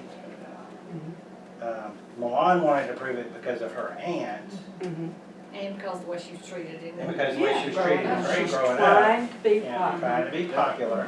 Yeah, But they still started stuck with up at that. The times. motivation's there. It is the Yeah. responsibility of that leader to know whether this child is gonna fit or not. But if Milan had gone, she went to the president or And to the got dean ignored. and said, I'm gonna come back Monday and tell you what's going on, but I'm gonna finish Hell Week first. She didn't. Yeah, she I don't think knew, I got I think it. she already knew what she was gonna do to finish Hell Week. I mean, in all honesty, I know that if I didn't go out with Brian, so I'm already on the blackball list. So as scared as she was of heights, she felt Scared like she she was would of have done heights. that anyway. I think she was planning on doing that I anyway. think she would have. And I think her I fear of agree heights that. actually probably led to her falling. I don't And think she was that drunk. I don't. No. I mean, as a I heavy don't think drinker, I don't think she was I drunk think enough to where she alcohol was is- stumbling. No. Especially if she ran to the clock tower Right. and nobody could catch her. She was running. I just think that Chris knew that she was that committed to get it done, so she said, you know, somebody's gotta raise that flag. Well, if that scares, why is she not out there? Trying to stop her. I know, Or there's try to all encourage kinds her. of, You there's don't all kind know. of doubts We here. don't know. That's All it. kind of doubts here. We don't That's know. what he said, reasonable But with the doubts. evidence presented and the statements presented by the witnesses, did anyone hear her say, "You're gonna have to raise the flag on the clock tower"? Yes. No, she said. She said, "You have to raise the The flag." flag. On the door. Raise the flag. And there's, here's And the what, president actually said, I said, she'll have to, she's gonna raise the flag on the door. You're gonna have to raise the flag on the door. As being the leader of the group. Tyler Johnson said, she whispered in her ear concerning flag And raise. and towel. Yeah. did she say towel? Well, she said she didn't Flag hear and it. towel, But not I don't- raising. But I don't there think she was again, a credible- there again, she there's was not a credible witness. witness. She's not a credible witness She to wasn't a me. credible But she was jealous, and she wants her, she's She's still got got, on even if the she's a path. senior, she's got a new year to be She's not president. credible, So you gotta I think dismiss she's, her. I don't think she's credible. Okay. She's credible on the other, but that was not hearsay. That was not hearsay. That's what she You know, said. hey, you played the game gossip, Yeah. okay? Uh-huh. You don't always hear what you think you heard. Well, she mentioned those two words, flag and towel, and that stuck with me. Well, I don't think she's And I like a the way that, credible witness. that when they redirected, that it's Pat, after she had said her statement about backing off with the police and not telling them something different, that she said that they knew that they would do anything to become Gammas, even if it meant lying to the police. I got that written down. They were afraid of being social outcasts if Gammas would not make them pledges. So that right there says, you know, they're gonna do whatever they have to do. You know, Pat took her statement back. No, I'm not gonna say that anymore because I definitely wanna be a Gamma. You know, Milan, well, if it takes, since I didn't go out with Brian, if it takes me raising that flag on that clock tower, I'm gonna do it. Mhm. But where did she get the idea of the clock tower? Well, it's history. I mean, it's part of the I history. know, that's you what know? I'm talking Yeah. about. Well, So- she wanted to prove her. It's clear, to nobody Nobody had everybody. done I it in the think right previous here. 3 years of Christina being there. Nobody had raised the flag on the clock tower. And Nobody even anybody- been pressured to. You know, it's nobody said we directly told her not to raise that flag on that Yeah. clock tower either. Yeah. So it can go both ways. Either they told her or they didn't tell her. So that's what He we're did talking say about. pressure. That's what we're That's talking leadership. about.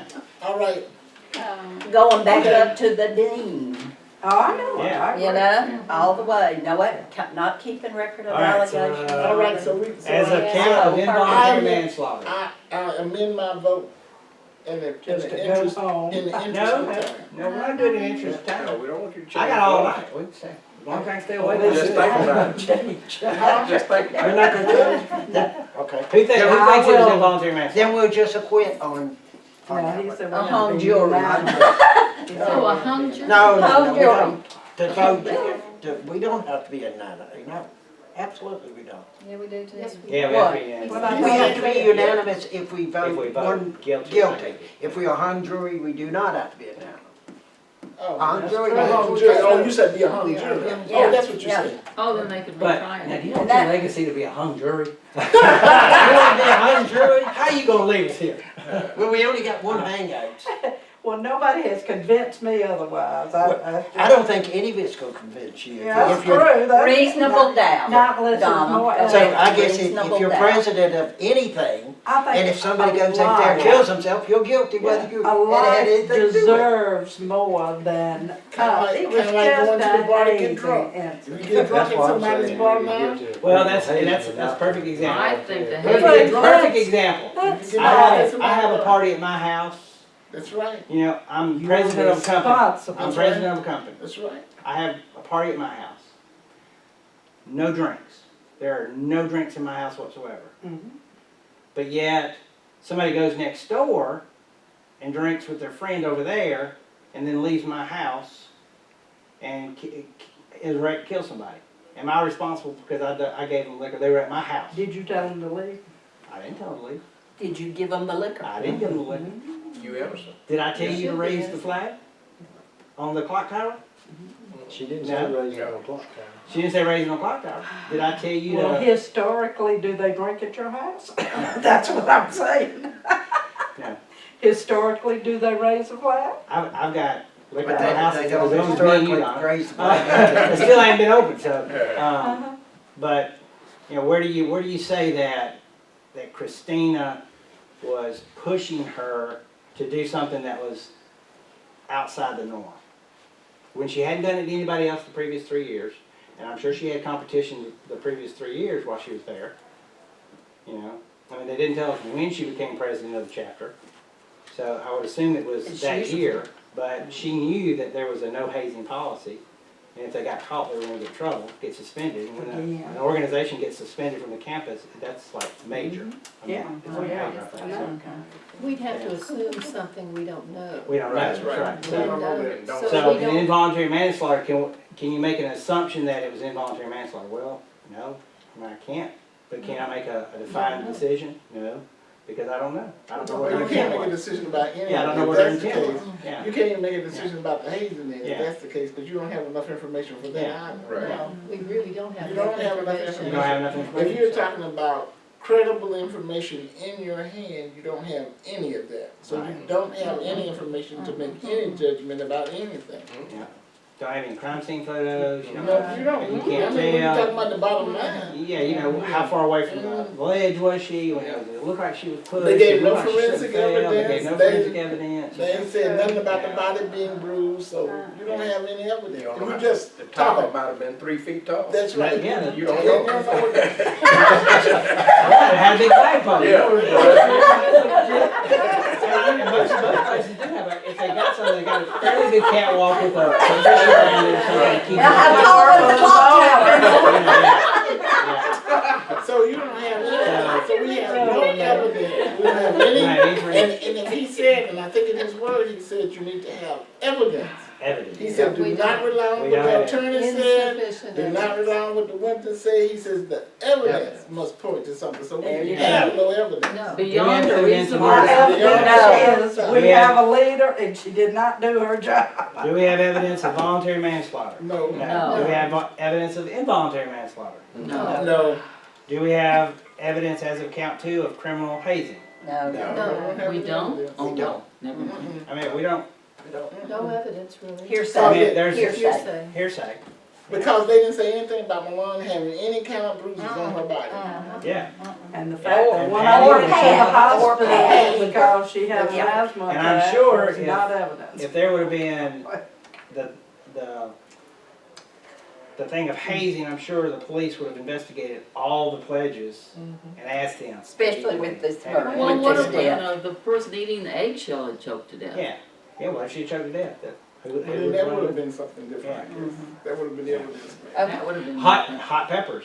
Yeah, Allergic to hot that peppers. can kill you. You know, peanuts. You know, we put peanut allergies. Do you make the president responsible for that if they didn't know? Well, they shouldn't do it, I mean, it's just, it is hazing. Well, That why goes did- back to the Answer university. me this, y'all, why did Chris threaten Pat when she was with the group and went and seen him in the hospital? That's what Pat said. That's Pat's son. But then Pat recanted her statement to the police, so I think Pat realized that She probably didn't tell them. Well, that goes back to the leader had threatened them, you know, it better not be no incident. Well, now we don't know that. Well, we don't know it is. Well, but the letter, but the letter, the memo and the call to Christina came out after Pat's hospital stay, and supposedly Christina told her, you know, don't say anything, and she'd already, but I the thought school criminal dean did the hazing- right thing. I thought the criminal hazing count was somebody got hurt doing an activity that was set up by someone that put that Yeah, hazing, put them in put that danger.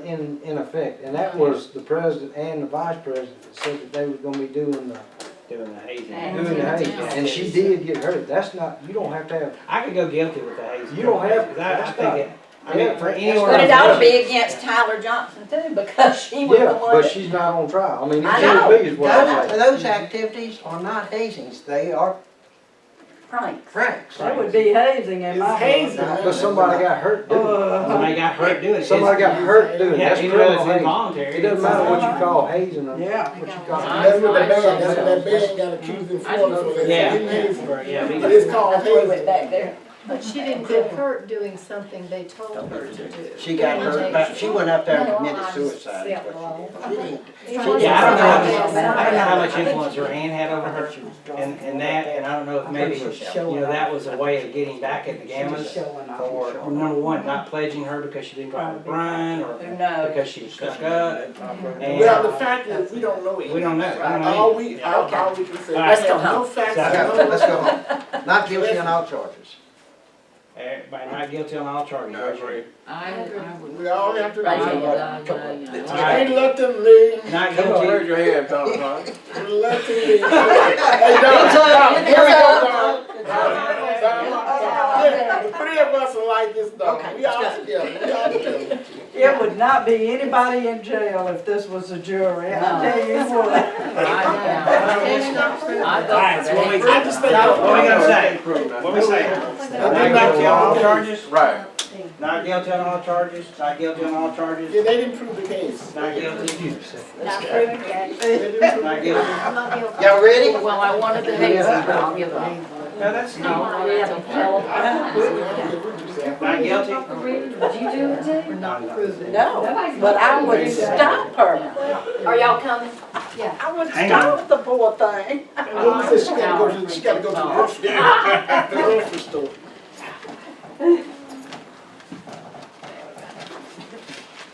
That's my notes off my tablet. That's right. That's what I did, I just did that. I definitely- Money over Chris Arthur. We, the jury, found the defendant as to count one murder, not guilty.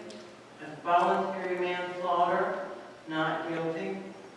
As involuntary manslaughter, not guilty. As to count two, of criminal hazing, not guilty. This 19th day of April 2016,